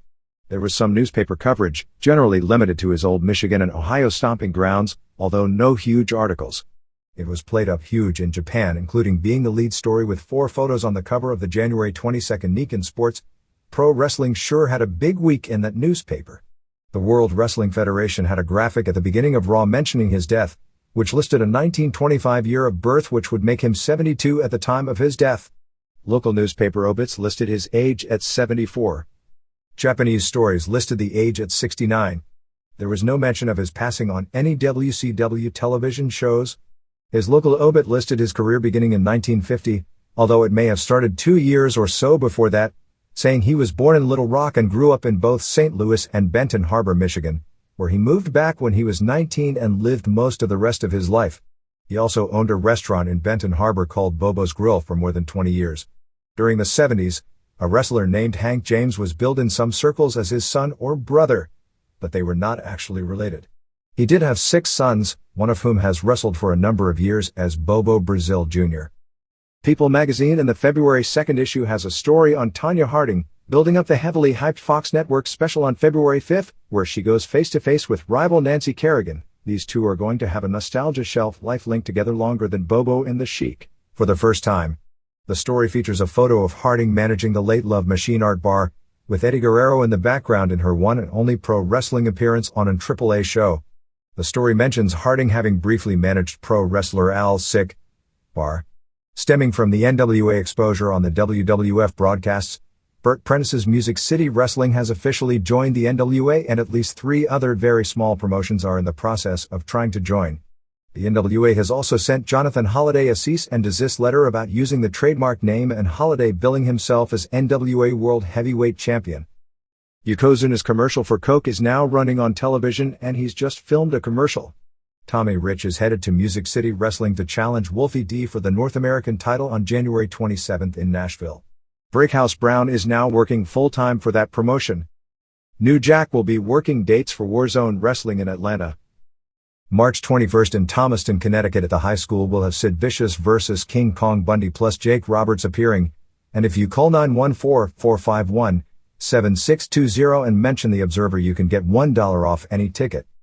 The Learning Channel is working on a 1-hour documentary on pro wrestling and will be filming the Nitro on February 23rd in Sacramento for the special. MEWF on February 1st at Teamsters Hall in Dundalk, Maryland has a one-night tag team tournament plus 2 different 15-man battle royals, with the winners of the royals meeting in a singles match to determine the new MUF champion. Previous champ, Salvatore Sincere, vacated the title since he's gotten full-time work in the WWF. Franz Schumann promoted a tour of Kenya from January 10th to January 18th using many of the CWA wrestlers, including Marshall Duke, Drosy, Tony St. Clair, David Morgan, Cannonball Grizzly, and Rasta the Voodooman. Rasta beat Grizzly to win the tournament. Rasta, who is actually from the Baltimore area, was billed as a local hero from Kenya on the tour. NWA on February 7th in Stratford, New Jersey at Sterling High School has Cactus Jack vs. Doug Gilbert plus Mr. Fuji appearing. February 14th in Mount Holly, New Jersey at the National Guard Armory has a one-night tournament to crown the NWA Light Heavyweight Champion with Reckless Youth, Devon Storm, Ray Odyssey, Ace Darling, Twiggy Ramirez, and Flash Flanagan plus 2 others. George Steele works for the Grand Wrestling Alliance on March 7th at the Blue Horizon in Philadelphia. Steel City Wrestling on February 8th in Irwin, Pennsylvania has Dude Love and Blue Meanie vs. Lou Marconi and Frank Stiletto on top, along with Reckless Youth and Julio Sanchez.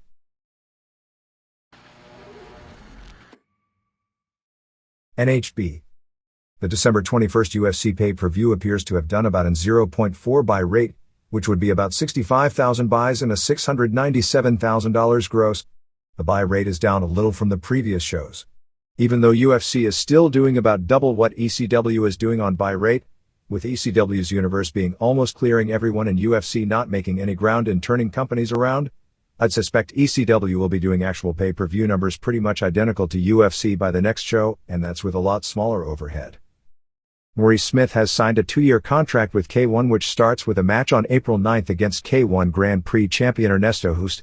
Smith is expected to do the UFC pay-per-view show in March, and his K1 contract allows him to continue to work UFC but means he's done with rings. Smith has made a demand that he won't fight in UFC if John McCarthy referees his match.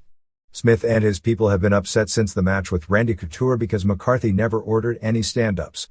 Apparently he'll get away with this demand as the plan is for McCarthy no longer to referee every match on the show. He won't work the May pay-per-view because he's already signed to appear on the DRACA, Russian Kickboxing with Takedowns Allowed, show at the Los Angeles Forum. To show the weirdness that pervades in this state, DRACA is sanctioned by the California State Athletic Commission, and on the last show, a competitor actually died from the beating he took in the match. However, when UFC competitor Brian Johnston was scheduled for a match under rules that allowed kicks but not punches, but groundwork was legal, the commission at the last minute wouldn't allow the match to take place unless they banned all striking, and it became a submissions-only match. And the commission has made it clear it won't even entertain the argument regarding UFC, while it allows the far more brutal Muay Thai matches which are very popular in Northern California. The Mark Kerr legal case has been moved to February. Apparently Kerr had no idea that he was going to face Bronco Sikatic, or even knew who Sikatic was, even though the match has already been announced for March 15th on the Pride 2 show. Vitor Belfort destroyed a guy in 1 minute in an amateur boxing match in Brazil. Jason Godsey, Pancrase, and former NCAA champion Mike Van Arsdale will be in a Vale Tudo show on February 6th in Sao Paulo, Brazil. Nothing much new on the next UFC pay-per-view show other than Frank Shamrock vs. Igor Zinoviev.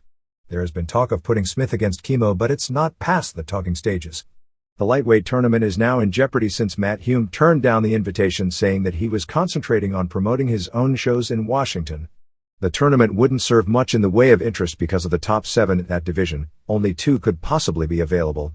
Ruben Asado has other commitments. Hume turned it down. Eugenio Tato is a possibility. Kenny Monday UFC won't deal with because they think his price is out of line. Pat Militic would do it. John Lewis and Ralph Gracie won't do it because of heat with Booker John Peretti.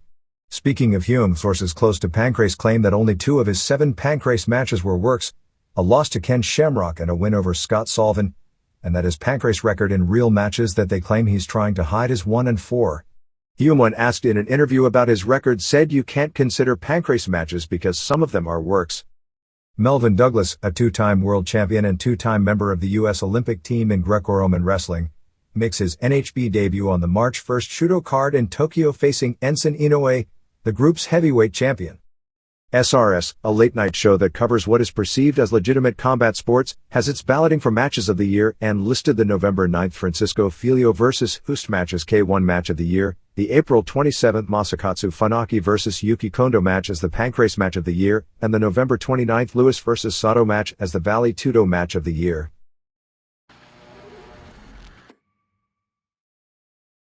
ECW. A few of the major pay-per-view angles are expected to be shot at the ECW Arena show on January 31st, so most of the March 1st show should be available for release next week. An incident that took place on October 17th in Downingtown, Pennsylvania made some local press after a hearing in which Troy Martin, Shane Douglas, pleaded not guilty to charges of simple assault and harassment and was released on $2,500 unsecured bail after a preliminary hearing on January 26th. According to the police report, Martin's alleged attack on 16-year-old Megan Brown, who is now 17, was witnessed by 4 people, 3 of whom don't know Brown, and there are lack of consistencies in their respective stories. However, Martin has more than 24 witnesses that would testify in his behalf. Martin's attorney claimed it was Brown who committed assault that night, punching Francine Fournier as she was coming down the aisle. Brown testified that Martin attacked her in the stands after she had blown cigarette smoke in his face and that he spit in her face. She spit back and he turned around and hit her in the ribs, then took a second swing at her face which grazed her, but in dodging the punch, lost her balance and fell on the ground. Martin claimed in court that because this case went to court that ECW would no longer promote in Downingtown or spend any money in that city. Pay-per-view tickets for March 1st in Asbury Park, New Jersey go on sale on January 30th with prices ranging from $100 down to $15 in a building that holds around 4,000. Douglas is expected to return to the ring for the January 31st show, a few weeks earlier than originally thought. Tommy Dreamer and Beulah missed the weekend shots, as did Bill Alfonso. Dreamer and Beulah missed due to the death of Dreamer's grandfather. Expect Al Snow to get a major singles push right to the top. Mikey Whipwreck had arthroscopic knee surgery and would be available to start back, but they are holding him off to put more heat on the angle and is now likely to be kept off the pay-per-view show. There will be a hearing on January 28 in Revere, Massachusetts as the Cullis family attempts to get the magistrate's decision not to prosecute New Jack overturned. The family has not sued ECW or New Jack but only pressed criminal charges against New Jack. Heyman did offer the Cullis family a small settlement largely to cover all medical expenses, which they turned down. Weekend shows saw January 23 in Waltham, Massachusetts drew about 650 and January 24 in Revere, Massachusetts draw a sellout 1,000. Darren Drostoff, who was a member of the recent WWF Dojo deal, started with ECW over the weekend and was put in the prelim group with Paul Diamond, Eddie During, Chastity, and Roadkill. For all real purposes, Sandman still wasn't able to work because his back was totally destroyed and taking all the crazy bumps in his last match with Sabu. One night he was put in a 6-man and just kept in the corner and barely got in, and the next night he was attacked before his match as an excuse for him not to work. There is a lot of consideration given to keeping him off the pay-per-view, because even though the regular ECW fans will forgive any performance of his, Heyman believes Sandman can't afford another bad match on pay-per-view. Nicole Bass and Brackus were both back this weekend. Brackus is only expected around through the end of February, at which time he's supposed to go back to the WWF. Speaking of WWF, Hill ref Jeff Jones now wears a WWF patch and hat to the ring. John Cronus has looked real bad in the ring due to his hand injury limiting what he can do since he returned. At one point when the fans were chanting "Show your tits" to a woman fan stealing the spotlight from the wrestlers over the weekend, Joel Gertner took off his shirt. Lots of stuff building to a Taz vs. Bam Bam Bigelow feud over the TV title. As of last word, Stevie Richards had the operation on his throat due to damage all the pounding he took created on his vocal cords and is recuperating. WCW Nitro on January 26 in Fort Wayne, Indiana drew a sellout 8,077, 7,347, paying $159,776 along with $76,963 in merchandise, and did just over $10 per head in merchandise. In a dark match, Silver King and Super Calo and Lizmark Jr. beat Los Villanos 4 and 5 and La Parka. Parka appeared to seriously injure his ankle and was in a ton of pain after the match. Ultimo Dragon beat Dandy in 2:37, a match that was good for what it was. Bill Goldberg pinned Brad Armstrong with the jackhammer in 1:43. They interviewed J.J. Dillon and showed footage of the Giant taking the bump on the pay-per-view. Dillon was booed coming out, and booed heavily when he announced that WCW was banning the power bomb. That's an angle that is somewhere between 10 and 20 years out of date, and the crowd vociferously let them know about it. To set up a later angle, Dillon claimed they would have criminal prosecution of any wrestler who uses the power bomb. Like anyone would believe that. Conan beat Jerry Flynn with the Tequila Sunrise in 4:30. Steve McMichael did an interview, leading to Davey Boy Smith coming out and issuing a challenge for later in the show.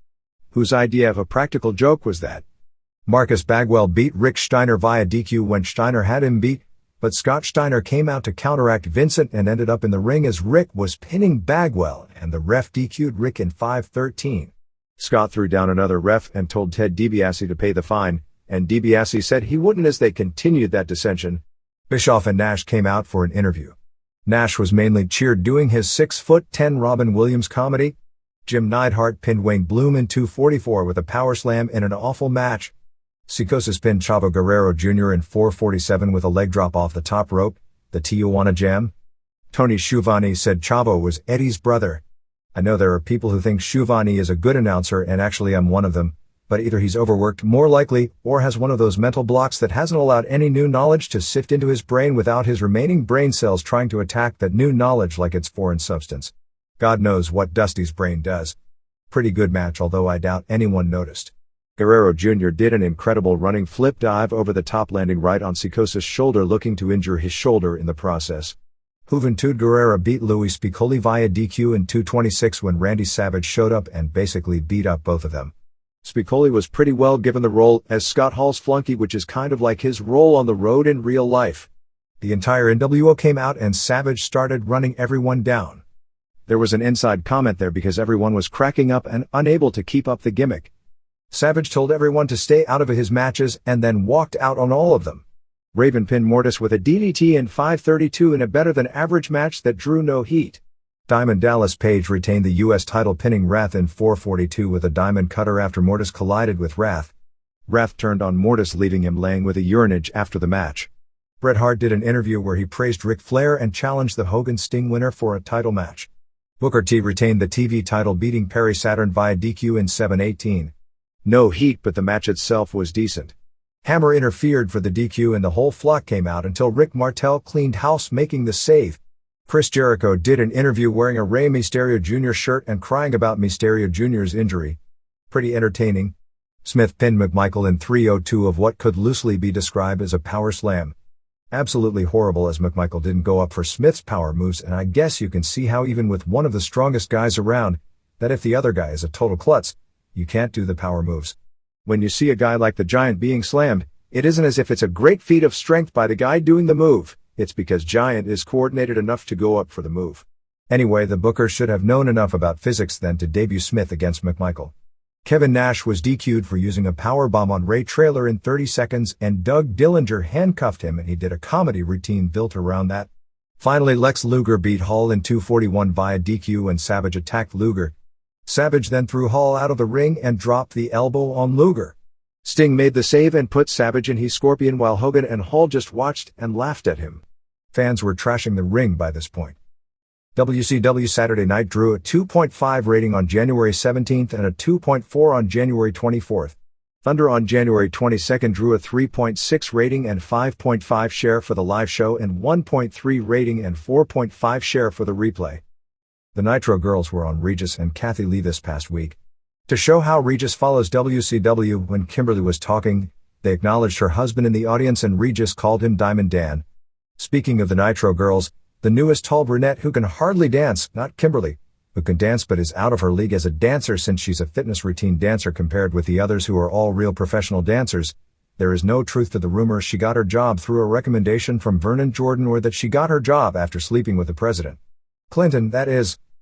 WCW Saturday Night for January 24th and January 31st was taped on January 20th in Thibodaux, Louisiana before 3,397, paying $57,214. Among the highlights, a Benoit Raven match ended with the flock interfering before it ever got going. Mysterio Jr. pinned Guerrero to keep the cruiser title. After Eddie Guerrero beat Johnny Swinger, Disco Inferno came out and gave Swinger the chart buster. Wrath and Mortis beat Glacier and Ernest Miller when Glacier turned on Miller again. Rick Steiner beat Scott Norton via DQ when the NWO interfered, and DiBiase and Traylor made the save with Scott Steiner finally showing up late. Mortis and Wrath beat Villanos and Goldberg pinned Meng. Thunder on January 22nd in Huntsville, Alabama drew a sellout 7,040, 6,397, paying $115,910, as Scott Steiner beat Conan in 2:38 via DQ when the NWO interfered and Rick and Traylor made the save. Guerrero Jr. and Calo beat Parka and Silver King in 4:40 when Calo pinned King. Actually, the post-match with Guerrero, Lismark Jr., Psychosis, and Dandy all doing fly-ins was even better than the match. They showed Saturn throwing Martel through a glass door. Dean Malenko beat Marty Jannetty in 7:20 with a cloverleaf, a boring match. Amazing how much Malenko's stock with the fans has fallen just because they never do interviews and the new fans don't care about anyone who isn't being given interview time. Goldberg destroyed Cold Stone Kendall Windham in 1:23 with a jackhammer. Hall did an interview and Spicoli was supposedly breaking Zbyszko's golf clubs that he stole. Spicoli challenged Zbyszko, who got in and put him in a front choke, but Hall saved him and they left. Mysterio Jr. beat Eddie Guerrero in 3:19 via DQ when Jericho attacked Mysterio Jr. Guerrero was mad because Jericho cost him the title match, but joined in with Jericho in beating up Mysterio Jr. Benoit showed up for his match with Jericho and they had a really good match going 10:46 with Jericho tapping out before Benoit even got the crossface on. A storyline point in trying to portray Jericho as a pussy saving himself for his title match. Martel beat Saturn in 8:57 with the crab. Not much heat but better than average wrestling. Finally, Giant beat Hall via DQ when Nash interfered in 4 minutes. Savage came out and Luger made the save. Luger racked Savage and Nash wouldn't help him. Hogan actually interfered, attacking Giant right in front of the ref, but no DQ was called because it just wasn't time. Giant wanted to kill Nash, but because of the bond wasn't allowed to, so he instead tore down the ring, which was a pretty creative ending of the show. The ratings for the show were pretty steady except for one major jump, 3.2 to 3.8, for the Mysterio Jr. vs. Guerrero Cruiser title match. Ref Mark Curtis, sidelined for the past few months after an operation for stomach cancer, is hopeful of returning by March. The Giant has a role in Adam Sandler's new movie Waterboy. Dusty Rhodes got a gig on the 3-hour primetime Friday night show Motor Madness on the Nashville network. It's a show covering outrageous motorsports such as monster trucks and outlaw trucks, but using pro wrestling storylines. Rhodes is announcing the show, and from what we understand, he was terrible and almost incomprehensible in his debut. Lizmark Jr. will be replacing Rey Mysterio Jr. at upcoming house shows. San Antonio Nitro on February 2nd is expected to be a near record-setter, drawing in excess of 25,000 fans and may approach the gate record for the state of Texas set by the Shawn Michaels vs. Sid match, $480,013, at the 1997 Royal Rumble in the same building, although won't come close in terms of total people. Shows in El Paso, Beaumont, Cedar Rapids and Corpus Christi all sold out well in advance. Cedar Rapids actually sold out the first day tickets went on sale. Because of the new set for Thunder scheduled to debut this week, before you are reading this, which takes up about 25% of the seating in most arenas, the capacities for the Thursday shows will be considerably less than usual. In addition, they are somewhat limited in buildings they can book because they need 3 days to set up the set, stage, pyro, etc. for Thunder. There are plans to hold a press conference at the Harley-Davidson Cafe on February 11th to announce WCW coming to the Nassau Coliseum for Nitro on June 15th, and going into other northeastern arenas. On an internet chat, Conan was praising the direction of the WWF, said that WCW isn't interested in pushing the Mexicans, and said that when their contracts run out, which is a little less than 2 years away, he expects that they'll all try and go to WWF. The February issue of Mad Magazine has a cover comic on wrestling which is hilarious. You should try and get a look because the strip was written by Desmond Devlin, an Observer reader, and you can tell by the style of the humor. It's got someone who doesn't look anything like but is supposed to be Undertaker on the cover. Jesse Ventura, who is now a talk show host on Fan, has gotten some local press in the Minneapolis area. Apparently Ventura thought the mics were off and referred to Iranians as towel heads, and refuses to apologize for the remark. He also had the lawyer who represents the woman who claims Hogan sexually assaulted her 2 years ago on his show. From what we understand, of all the people in wrestling, Hogan claims to have forgiven all his past enemies. Well, that's what he claims, but that he'll never forgive Ventura. WCW is putting the January 31st Boston show on the internet live for a $7.95 price tag, and apparently the response coming off the television ads were a lot greater than expected. WCW did a test of this concept on the night of the Tyson Holyfield fight, for a free showing of the show at the Los Angeles Forum, and it had 100,000 listeners, making it the third biggest web broadcast of 1997.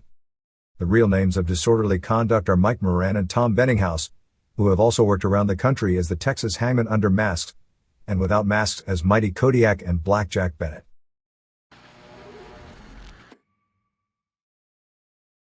WWF. The Raw taping that aired on January 26th was taped January 20th in Davis, California before a sellout 5,926, paying $72,674. Most of the stuff was detailed last week, so just a few notes. Ken Shamrock vs. Mark Henry wouldn't qualify as a good match, but it was a solid match and a lot better than you'd think. During the LOD vs. Jeff Jarrett and Barry Windham match, Jim Cornette said that any promotion on national television that claims that its world's title dates back to 1905 or that people like Lou Thesz or Jack Briscoe held its world title is lying, in reference to WCW claiming the WCW title as the original world title that dates back to 1905. During the match live, they did a finish where Animal was pinned after Windham hitting him with a racket, but Animal kicked out before the 3 and everyone kept working and they did a DQ finish. However, on television, they aired the finish with Animal being pinned and obviously kicking out, looked every bit as screwy as the Hart Michaels finish, and they cut from there. They also did an angle where Chainsaw Charlie and Cactus Jack were being interviewed and mocked by Shawn Michaels and Hunter Hearst Helmsley, calling them the Hardcore Legends, allowing the Outlaws to knock over the fence they were in front of, and all 5, including Chyna, destroyed them. This sets up several changes in the Houston pay-per-view show on February 15th. The show is now Chainsaw and Cactus and Austin and Owen Hart vs. DX and Outlaws, Vader vs. Kane, Shamrock and Ahmed Johnson and DOA vs. the entire Nation of Domination, Jarrett defending the NA title against Blackjack Bradshaw, Taka Michinoku defending the LTHWT title against Pantera, who had a very good TV match to earn the shot against Brian Christopher, Godwins vs. Quebecers and Goldust, and Mark Marrow vs. Headbangers. I suspect they'll shoot an angle at the next TV to add one more match, which may be LOD vs. Rock and Roll Express, although that is nothing more than a guess. Michaels and Vader were both out of action with injuries this weekend. Michaels' lower back stiffened up stemming from that first backdrop where his lower back hit the casket early in the Royal Rumble match with Undertaker. They are hopeful he'll be back on January 31st, although it's a day-to-day deal. Vader appeared to have been injured in the angle from Davis, California against Kane, as Kane lost his control of Vader and appeared to drop his head too low when using the tombstone. Not quite as scary as Owen Hart's deal with Steve Austin, but it actually looked worse, just not emphasized on TV, than the Nash Giant deal. He was holding his head big time from the move, and apparently a plate he has near one of his eyes due to injuries from a famous Tokyo Dome match years ago with Stan Hansen was dislodged. He's scheduled for the Kane match in Houston, which will probably be kept very short, and isn't booked again until March. The working plan is still for a Mero vs. Butterbean match at WrestleMania. Butterbean is contracted for one more WWF pay-per-view appearance, and there is some discussion to holding that match off until the April or May pay-per-view depending on how the chips fall when the Mania lineup is finalized. Dan Severn will definitely be billed as NWA World Heavyweight Champion when he comes in and be managed by Jim Cornette, probably debuting in mid-February. My feeling is the only shot Severn has to get over is to be like Bill Goldberg and just destroy everyone with intense power moves, and there's no guarantee that'll work because Severn doesn't have that look. But unlike Shamrock, who they didn't start off correctly but had enough charisma and was a good enough worker to overcome it and is now near the top of the ladder, if they make the same mistakes with Severn, he won't be able to overcome it as well. Cornette will also manage a new tag team that will get a huge push and probably start after Mania, and perhaps manage Tiger Ali Singh. The basic idea is for Cornette to manage the younger prospect types and do interviews to get them over and help them in putting together their matches. The bodybuilders who worked dark matches in Fresno and Davis called Big Time were two really green guys brought to WWF by Rick Baseman, who in 1985 recruited 4 large bodybuilders at Gold's Gym and had them taught pro wrestling, 2 of whom nobody knows and the other 2 of whom were Jim Hellwig and Steve Borden. Mick Tierney was said to have looked good in Fresno but not nearly as good in Davis. Vic Grimes and Aaron O'Grady were said to have had the best tryout match on a WWF show in a long time, although neither were offered contracts. Expect Undertaker to return probably on February 15th or February 16th to start building the Kane match for Mania. The deal with the house show matches all being short is WWF policy to try and keep the cards between 2 hours 15 minutes and 2 hours 30 minutes total, and with 10 matches booked on most cards, that necessitates short matches. None of the matches on house shows last 10 minutes any longer. Wrestlers are noting that the road agents consider it more important to have the matches end in the prescribed time than to actually have good matches. In fact, the feeling is the reports the office gets will list the match as being good as long as it's kept short, even if the match actually is bad. But if they go longer than usual and it makes the match better, it won't get as positive a review. PaxNet, which is attempting to become the 7th broadcast TV network specializing in, get this, family-type programming, has signed a deal to start broadcasting WWF programming at 11 a.m. Saturdays nationwide on a show called 11/11 starting on February 11th. The show will air on the network's 56 stations, which includes major markets like New York, where the show has been airing and has done very well in the ratings, called WWF New York, Philadelphia and Los Angeles, mainly on weak UHF stations that don't draw much of a rating on their own, which makes WWF Pro Wrestling, with a built-in cult audience, tremendous programming for a station of that type. The decision hasn't been made as to what the show will entail, as it'll either be a show like Superstars on USA, with highlights of all the various shows during the week, or a remade version of the Shotgun Challenge show that already airs in syndication. Since the show airs at the same time in every market, they'll be able to hype things on syndication, unlike in the past where you're limited in how specific you can hype because shows air at different times in different markets. It's amazing that there really has been little backlash in the new direction. See what good ratings do for you, and that a family network is putting WWF on as Saturday morning programming. WrestleMania tickets go on sale on February 2nd in Boston, but if you have any plans of attending, make sure to call or buy them immediately. There will probably only be about 1,000 tickets made available to the public due to the heavy pre-sale from mail orders. Ticket prices range from $500 ringside, with which you get a chair, a hat, a t-shirt, a program and a ticket to the Slammies the night before, down to $20. The Pictionary TV show that Michaels appears on aired in syndication from January 26th to January 30th. Weekend house show saw January 24th in Bethlehem, Pennsylvania draw 5,214, 125 tickets under capacity, and $8,304, January 25th in Philadelphia on the afternoon of the Super Bowl drew $12,088 and $228,389, and January 26th in Hartford, Connecticut drew $6,644 and $111,984. Merchandise for the week was $236,133, which is $7.90 per head. Notes from Philadelphia and Hartford were basically the same.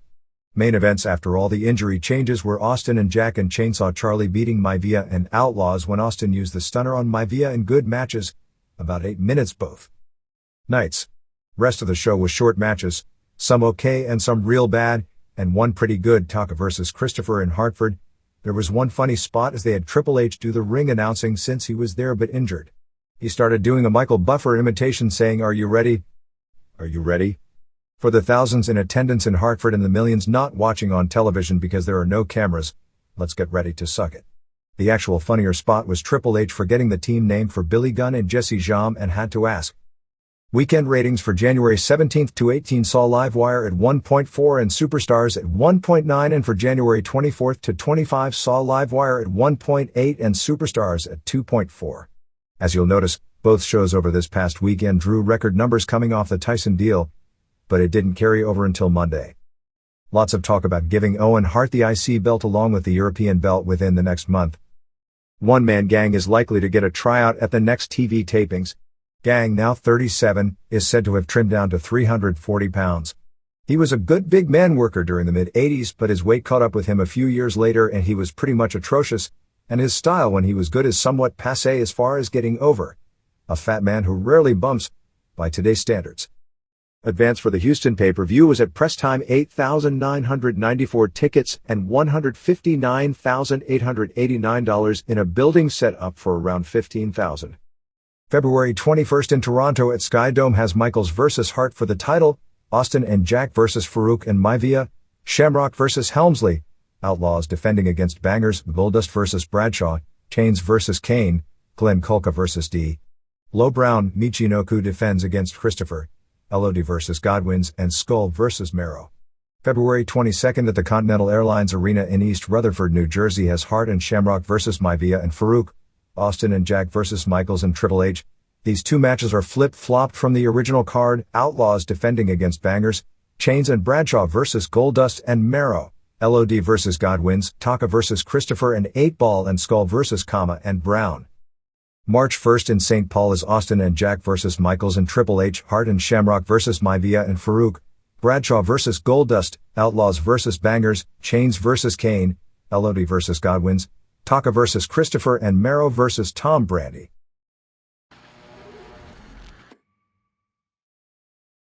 The Reader's Pages. Mildred Burke. I saw the letter from John Merton in the December 29th issue concerning Mildred Burke and June Byers. There was a book written in 1974 by Joe Yaris called Whatever Happened to Gorgeous George. In an interview, Burke said that after divorcing Wolf in 1952, she was broke but was still booking 40 or 50 women wrestlers and wrestling herself every night. Wolf married wrestler Nell Stewart and his son married June Byers. Father and son both wanted her to drop the title and get out of the business. They trained Byers for 2 years to beat Burke, never having her wrestle in front of an audience but training with male wrestler Ruffy Silverstein. In 1954, Burke shattered her knee wrestling in Birmingham. When Wolf found out, he got the Paul Jones office in Atlanta to book Burke against Byers. To set up the switch, they booked Burke every night the week before to weaken her. Burke agreed to do the match even with the shattered knee because she had beaten Byers so many times before. When Byers showed up, she weighed 180 pounds, 20 pounds more than she had in the past. During the first fall, Burke's knee went out and she decided to give up the fall to get her knee back in place. The second fall was the famous 47-minute marathon with Burke blocking all of Byers' moves while basically working with one leg. Burke claimed as the match went on, she got stronger while Byers was tiring out. The commissioner and the referee told them they'd have to end a fall or that they were going to stop the match. Burke refused, and after another 5 minutes, they stopped the match. Burke said that after the match she grabbed the mic and said that she had not been defeated and wouldn't leave the ring until it was announced in the building that she had retained her title. She claimed she was never paid for the match. Her son, who was with her, hocked a ring to get them both to New Orleans where a promoter gave them enough money to get back to Los Angeles. She rested her leg and toured Japan for 6 months. When she returned, she found out that the referee had switched the decision and awarded the match and title to Byers. Mike Mangiovi. Bronx, New York. Tyson. Since this is pro wrestling, equal parts paranoia, conspiracy and ego combined with a promoter trying to get even on an investment yield a strange brew. Try this. Tyson takes out Helmsley. Ken Shamrock hits the ring. Shamrock turns on Tyson and immediately immobilizes him. Vince McMahon has the biggest name in wrestling worldwide and recoups his investment. It is good to see that you are coming over to the blood is bad side. Seriously, blading is bad and this idiocy is a disaster waiting to happen. Dr. Richard Siegel. Bethpage, New York. Response from Dave Meltzer, I wouldn't say blood is bad as a uniform statement. Blading, the self-mutilation part of the equation, is gross and makes wrestlers seem more like carnival geeks than major league professional entertainers. But the public is buying it and promoters will deliver it as long as the public buys it. And long after that because some promoters are slow to get the message. The reality is this will continue until there is the disaster, not stop before the disaster, nor will anyone really take it as a serious issue until that disaster, at which point it will be too late. And I'm not certain after the disaster it won't stop for a few weeks and slowly start back up. More wrestlers are going to die of drug problems than of HIV from double juice matches over the next 5 years, and it isn't like promotions don't pretend not to see things when it comes to that subject. As for the Shamrock scenario, I'd say there is 0% chance of that ever happening. Bobo Brazil. There are some supplements to the history of Bobo Brazil in the WWF of the 1960s and even the pre-WWF in the East Coast. Bobo Brazil did receive a number of NWA title matches against Buddy Rogers in the Northeast, including matches in Philadelphia, Washington, D.C., New York and Newark. Brazil just missed winning the title on numerous occasions. On a regular basis, Brazil would headbutt and chase Rogers away on television to build up these matches. Brazil, in addition to teaming with Dory Dixon and Sailor Art Thomas fairly regularly in the early 60s, also teamed in main events at arenas like Madison Square Garden and the Washington, D.C. Coliseum with Bruno Sammartino. With Dixon, they unsuccessfully chased Rogers and Handsome Johnny Barnett for the U.S. Tag Team titles. With WWF champion Sammartino, they lost to Rogers and Barnett at Madison Square Garden with Bruno doing the job for Rogers, and also went to a draw with Gorilla Monsoon and Hans Mortier at MSG. Brazil was billed for most of the 1960s as the WWF United States champion. He had title defenses regularly in Washington, D.C., even during time periods that he didn't work the rest of the circuit, although he never wore a belt into the ring. Brazil occasionally lost that title, and either re-won it in rematches, or was simply still recognized as champion subsequently. One man who won the title was Bill Watts, who only discussed his winning and defending the title on one television interview before it was all forgotten. When the Sheik came to challenge Sammartino in the late 60s, first in New York and later in other cities, he held the Detroit version of the U.S. title. For cities where Brazil appeared as a regular like New York and Washington, D.C., no mention was ever made of Sheik being U.S. champion.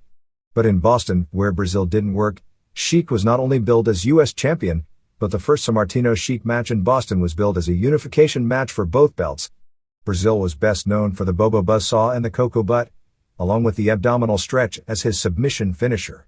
He was known as a big man in that area, and matches against the likes of Monsoon, Killer Kowalski and Rogers always garnered fan interest. Mike Omansky. Wyckoff, New Jersey. False advertising. I just want to comment on the common practice of advertising wrestlers that aren't going to appear at house shows. Living in a fairly small town, we get used to some wrestlers not appearing as advertised in Scranton. I know there are legitimate excuses such as injuries, however the events that led up to the January 9th WWF card were unacceptable. About 6 weeks before the show, the WWF began running television commercials advertising the card. No matches were announced, but Doak Hendricks said all your favorite WWF stars will be in Scranton, including Stone Cold Steve Austin and Degeneration X. 2 weeks before the card, after most of the tickets had already been sold, they announced the card, and the only one of the previous 3 on the card was Hunter Hearst Helmsley.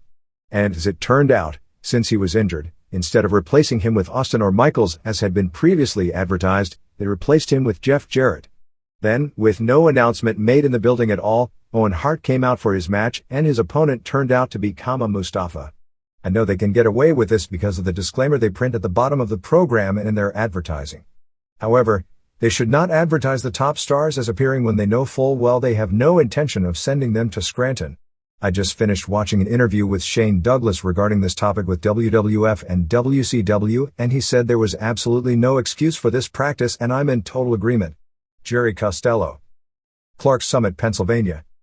Response from Dave Meltzer: one of the new advertising tricks is that instead of mentioning actual names, you mention groups, such as Four Horsemen versus NWO or Nation of Domination versus DX. That way you never say that Ric Flair, or Hulk Hogan, or Shawn Michaels are wrestling on the show, but the public figures that they are because they are the leaders of the aforementioned group, and then you either send the secondary members or send the star, but he doesn't wrestle. WWF was no doubt planning on sending Triple H to Scranton to headline and perhaps send Michaels in his corner, so they could advertise DX being there even though they had no intention of sending Michaels to wrestle on the show. Security at matches. Concerning your recent article about security at pro wrestling events, I think many arena security people are part-time employees. I don't know what kind of training they have. The ones I've seen are not equipped with anything to help enforce order. I've been in front row seats and have had people squeeze in front of me. It's allowed as long as they return to their seats when the match starts according to security. I attended SummerSlam Live. Has anyone looked at the tape of the finish of the main event lately? The ring was full of debris that the Hart Foundation was dodging in their post-match celebration. After the main event, I was standing on my fourth row seat and felt some soda on the back of my head from a cup headed to the ring.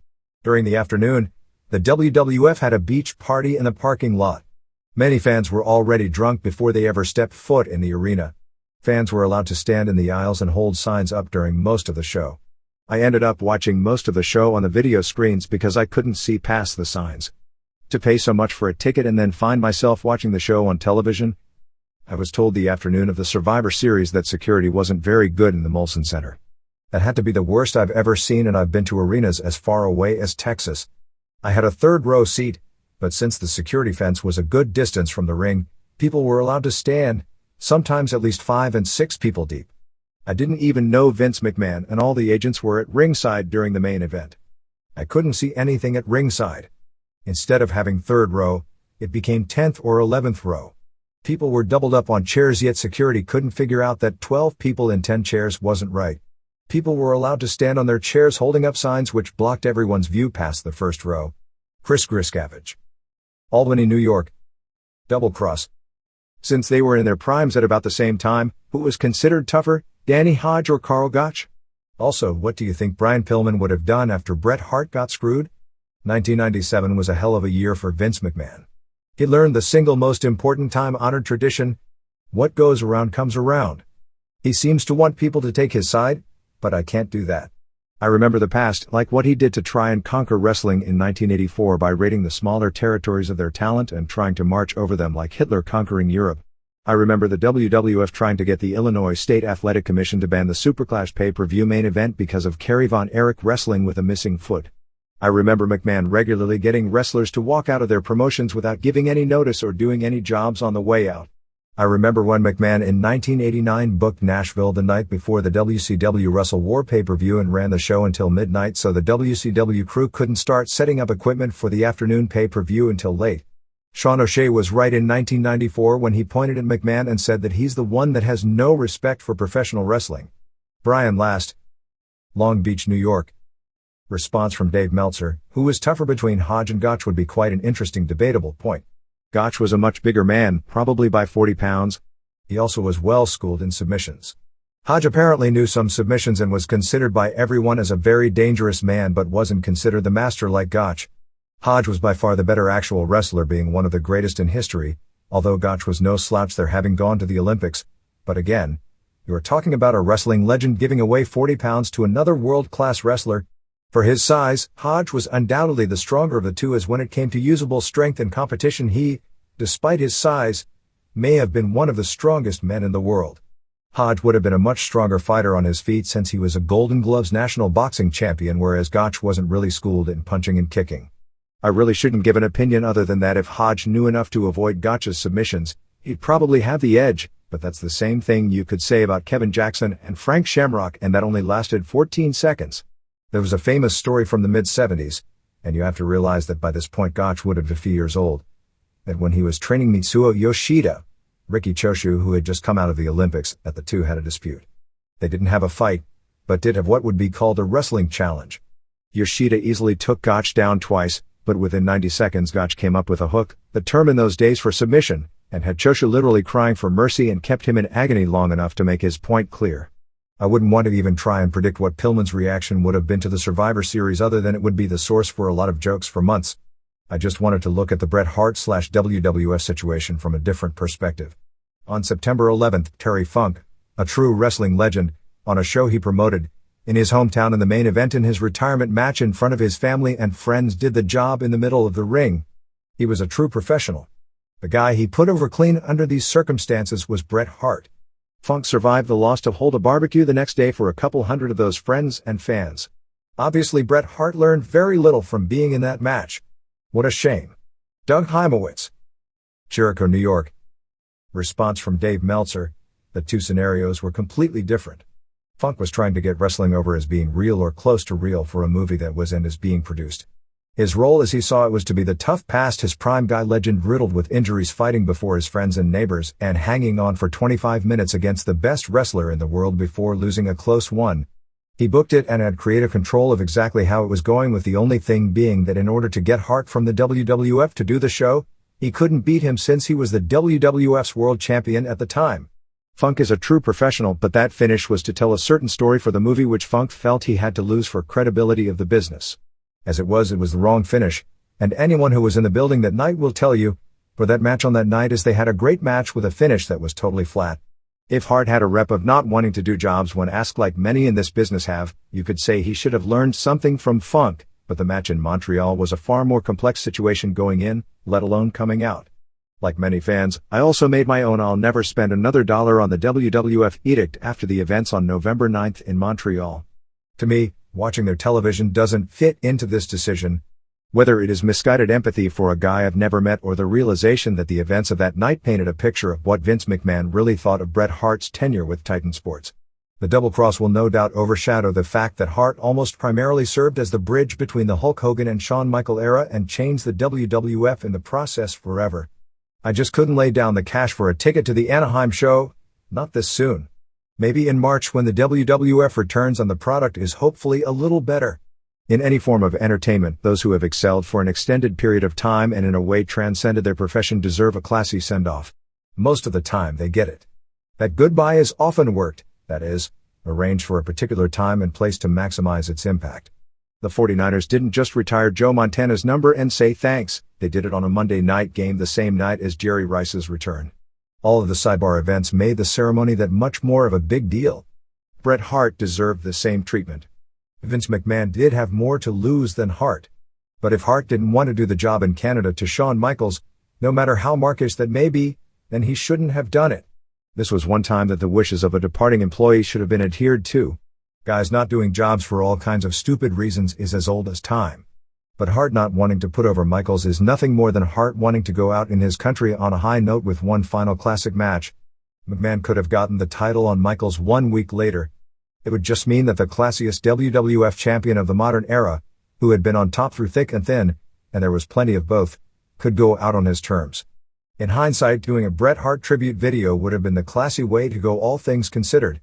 Instead, McMahon wanted to do things his way, lost Davey Boy Smith and Rick Rude and put a major strain on Owen Hart, strained his relations with a lot of the other wrestlers, and no doubt made anyone in the world with any brains think long and hard before trusting McMahon at a time when he needs all the help he can get. Sean Flanagan. Los Angeles, California. Independent contractors. I'm not familiar with the laws that apply in the various states of the United States which deal with compensation for employees who are injured in the course of or as arising out of the course of their employment. Would you please advise whether a wrestler contracted with the two major organizations is an employee so that if they are injured in the course of employment the employer pays their compensation, or as an independent contractor so that if injured they have to have their own personal injury insurance to cover the possibility of an injury? The headshots and hard bumps that some of the wrestlers endure could well result in an injury that could limit the work they could do in the future. If a wrestler at the age of 45 or 50 can't work due to brain damage incurred in the ring, whom do they look for compensation? Anthony Gillies. Stuart Park, Australia. Response from Dave Meltzer: pro wrestlers in the United States, for purposes of taxes and the like, are considered as independent contractors. However, if they are injured, the company does pay for their medical care and pays them while injured at least for the duration of their contract, both of which are improvements in the treatment of wrestlers as compared to most of pro wrestling history. As far as long-term liability, several wrestlers having suffered career-ending injuries have sued WCW, some of whom are actually now wrestling again now that the legal case has been dropped. I believe WCW has settled out of court on some of these claims. I haven't heard of a successful lawsuit of this type against WWF. Starrcade sucked. Only Chris Benoit vs. Perry Saturn was any good, and that was only because of creative booking making up for Saturn being a dud. Kidman and Raven should be the stars of the group. Why the hell is Hammer put over as the monster? WCW puts Goldberg, Mongo, Trailer and Vincent on the card but leaves off all the luchadores and most of the company's better workers. Then again, Guerrero and Malenko were on the show and they sucked too. You were way too harsh on November to remember. Tommy Dreamer vs. Rob Van Dam was not a classic, but since Dreamer's immobility is part of the storyline, it was fine. It wasn't like WCW having Kevin Nash and Raven advertised and then not even working, which was acceptable due to their physical problems, but WCW gave us BS reasons as to why. Your rating of Sabu vs. Sandman was irresponsible. Was this match really an embarrassment to watch? Worse than Headbangers vs. Godwins? Worse than Loch Ness? As bad as the uncensored 1996 cage match? It wasn't a particularly good match, although the spots were insane. But it wasn't embarrassing to watch. I did feel sorry for Sandman laying out in the ring after the match because you know he was hurting like hell. James Raji. Atlanta, Georgia. I just finished watching Starrcade and can honestly say without any doubt it will be the last WCW pay-per-view I'm going to buy for a very long time. I was just ripped off for $29.95. While I wasn't expecting an all-time classic main event, I thought at least I'd see a match that would be worth $30. I hadn't purchased a WCW pay-per-view since last year's Starrcade due to the fact they all follow the same tired formula. Fantastic undercards followed by overhyped main events with screw job finishes. I was positive this match would be different. How could WCW build something up as much as they did this one match and let it turn into what it did? It's said when a match involving Steve McMichael is better than the main event. Sting and Hogan looked like two dinosaurs rambling around. The ironic part was Bret Hart coming out saying he wouldn't let anyone get screwed again. The WWF screwed Bret Hart. WCW screwed all its fans. I can't believe how low the quality of wrestling in the United States has become. The talent is there, but it is either wasted in mindless undercards or used to get over guys that I have more wrestling talent than. WCW wasted 2 years on a storyline that fizzled at the end. WWF has the inmates running the asylum. ECW has gone from being the trendsetter to being almost as stale as the other two. Michael Hutton. Camden, New York. With the world of mainstream pro wrestling left in the hands of such geniuses as Eric Bischoff and Vince McMahon, yes, that is sarcasm, and a deluge of overpriced events, I must confess I haven't purchased a pay-per-view since WrestleMania 13. What prompted me to put down my $30? Temporary insanity, no doubt. Perhaps it was the debut of Bret Hart, or the fate of Nitro. Perhaps I had delusions of grandeur thinking Hogan vs. Sting would be something to see. In the end, I think it was the Giant vs. Nash and Raven vs. Benoit that seemed to make Starrcade look like a pay-per-view with potential. Being a die-hard fan for 15 years, I can safely say this was among the worst pay-per-view shows ever. For WCW to call this their major event of the year should be a big embarrassment for the company. By the end of the show we had one match cancelled, 3 screw job finishes and endless run-ins. As for no-shows, talk about bait and switch. Kevin Nash, Raven, Conan, not that he matters, and Ric Flair. And don't forget that cage match. From the onset the show appeared to be doomed with Dusty Rhodes filling in for Bobby Heenan, who was supposedly just doing a live pregame show with Tony Schiavone.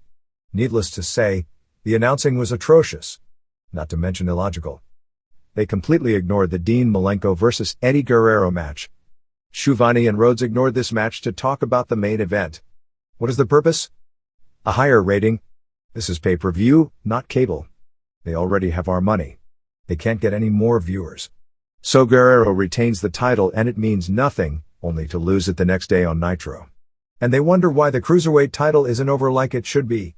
Starrcade did provide a couple of laughs, such as when Lex Luger came out and a fan flashed a "Please Retire" sign. As for Luger, a top-name star despite his lack of talent, feuding with and losing to a mid-card wrestler like Buff just damages what little prestige he had. To then have the two wrestle again on Nitro with Luger winning not only screws those who paid for the pay-per-view match but makes no sense from a booking standpoint. As for Hogan vs. Sting, I'm not angered at Hogan's lack of talent or his inability to move faster than Butterbean on Ritalin. It's the new Sting. He is a new. What did we wait 18 months for? The Crow gimmick was great for what it was and had the potential to transform Sting into another Undertaker. Yet in one match, he blew the whole deal. He didn't use any new moves and instead went back to the Scorpion Deathlock. And just when things couldn't get any worse, we have the December 29th Nitro and the return match for free. All that does is make the Starrcade pay-per-view buyers feel like schmucks. Does Bischoff think people will buy future pay-per-view shows knowing that he'll repeat the main event for free the next night? It's as illogical as the marketing strategy. A major match with this kind of star power isn't even announced until after 9 p.m., not to mention airing the rematch for free even before the heavily plugged Starrcade replay show on pay-per-view. Well, it makes as much sense as having the match go off the air without a conclusion when for the past several months Nitro has been kept on until the finish. Jeff Belkin. New York, New York. Nitro/Thunder. I sincerely hope that the Hulk Hogan-esque kissing session that was the December 22nd Nitro occurred only because it was part of some sort of list of demands Hogan made in exchange for agreeing to do a job for Sting at Starrcade. If not, that means somebody with creative control at WCW actually thought the contents of this show would be entertaining to the average viewer, and that's extremely frightening. If this was supposed to be an example of what I can expect from a weekly NWO television show, I think I may have to find a more entertaining way to spend those 2 or 3 hours a week. Staring at the mirror and watching my hair grow or listening to the airflow around my apartment are just a couple of ideas. Although I was lucky enough to sleep through the majority of this Nitro episode, I did have the misfortune of seeing a couple of the Hulk Hogan This Is Your Life segments, and they all came off as completely pathetic attempts to glorify Hogan's achievements. The lowlight for me had to be the unveiling of the 2 large banners that were supposed to epitomize Hogan's greatest accomplishments, one of Hogan on the cover of Sports Illustrated, and the other of Hogan during his brief appearance in Rocky III. If memory serves, these events occurred 12 and 15 years ago. Is this really how far back you have to go to find a significant achievement in Hogan's career? If it is acceptable to go this far back to come up with something to brag about, then I want it to be known that I was just about the best pitcher on my Little League team when I was 9 or 10. I'd also like to think I've done enough with my life in the decade and a half that has elapsed since then that I no longer have to include that in my list of accomplishments. I don't understand what Eric Bischoff thinks he has to gain by making snide shoot comments as he has in the past couple of weeks about how much of Ted Turner's money he has spent since taking the helm at WCW. Bischoff is very hypocritical to make such statements. On the one hand, Bischoff has made it well known that he takes personal credit for the success of WCW to arguably the top promotion in the country today. But despite that success, the one knock against him has always been that WCW's rise has had little to do with Bischoff's own business savvy and more to do with the fact that promotion simply has a lot of money at its disposal to lure in big-name former WWF stars. Bischoff's gloating about how much of Turner's money he has spent to gather his current talent pool only serves to fuel the fire of doubt in his ability as a businessman. In admitting that his job basically consists of him offering insane amounts of somebody else's money to wrestlers that somebody else turned into superstars, Bischoff is acknowledging that it is Ted Turner, and not Eric Bischoff, who deserves the credit for WCW's current status. Bret Hart has made it evident recently that he's not deserving of the saint-like status many people would like to bestow upon him. Though I agree it was totally unethical and unprofessional for Vince McMahon's actions, Bret proved he is no less unethical and unprofessional when he himself tried to tamper with an existing contract and attempted to get Owen Hart clearance to join WCW. For years, the main thing holding Owen back in the WWF was that he was Bret's younger brother. Does Bret actually believe Owen's career would be better served by once again playing second fiddle to Bret in WCW? Does Bret think it would somehow be beneficial to Owen's career to get lost in the shuffle of WCW talent? Whose best interest is Bret concerned with here? While the circumstances surrounding Owen's current push in the WWF may not be ideal, Bret should understand the wrestling business well enough to know that his leaving the WWF was the absolute greatest career break Owen could ever get. If Bret is truly concerned about Owen's career, he'd encourage his younger brother to not involve himself in whatever problems he and Vince McMahon have with each other, instead do what is best for his own career, which is to stay in the WWF where he can now finally receive the mega push he has deserved for years. Sam Knorr. Laguna Niguel, California. Wrestling Observer Newsletter, February 2, 1998. Post Office Box 1228 U.S. Postage paid. Campbell, California 95009-1228 Permit number 5634. San Jose, California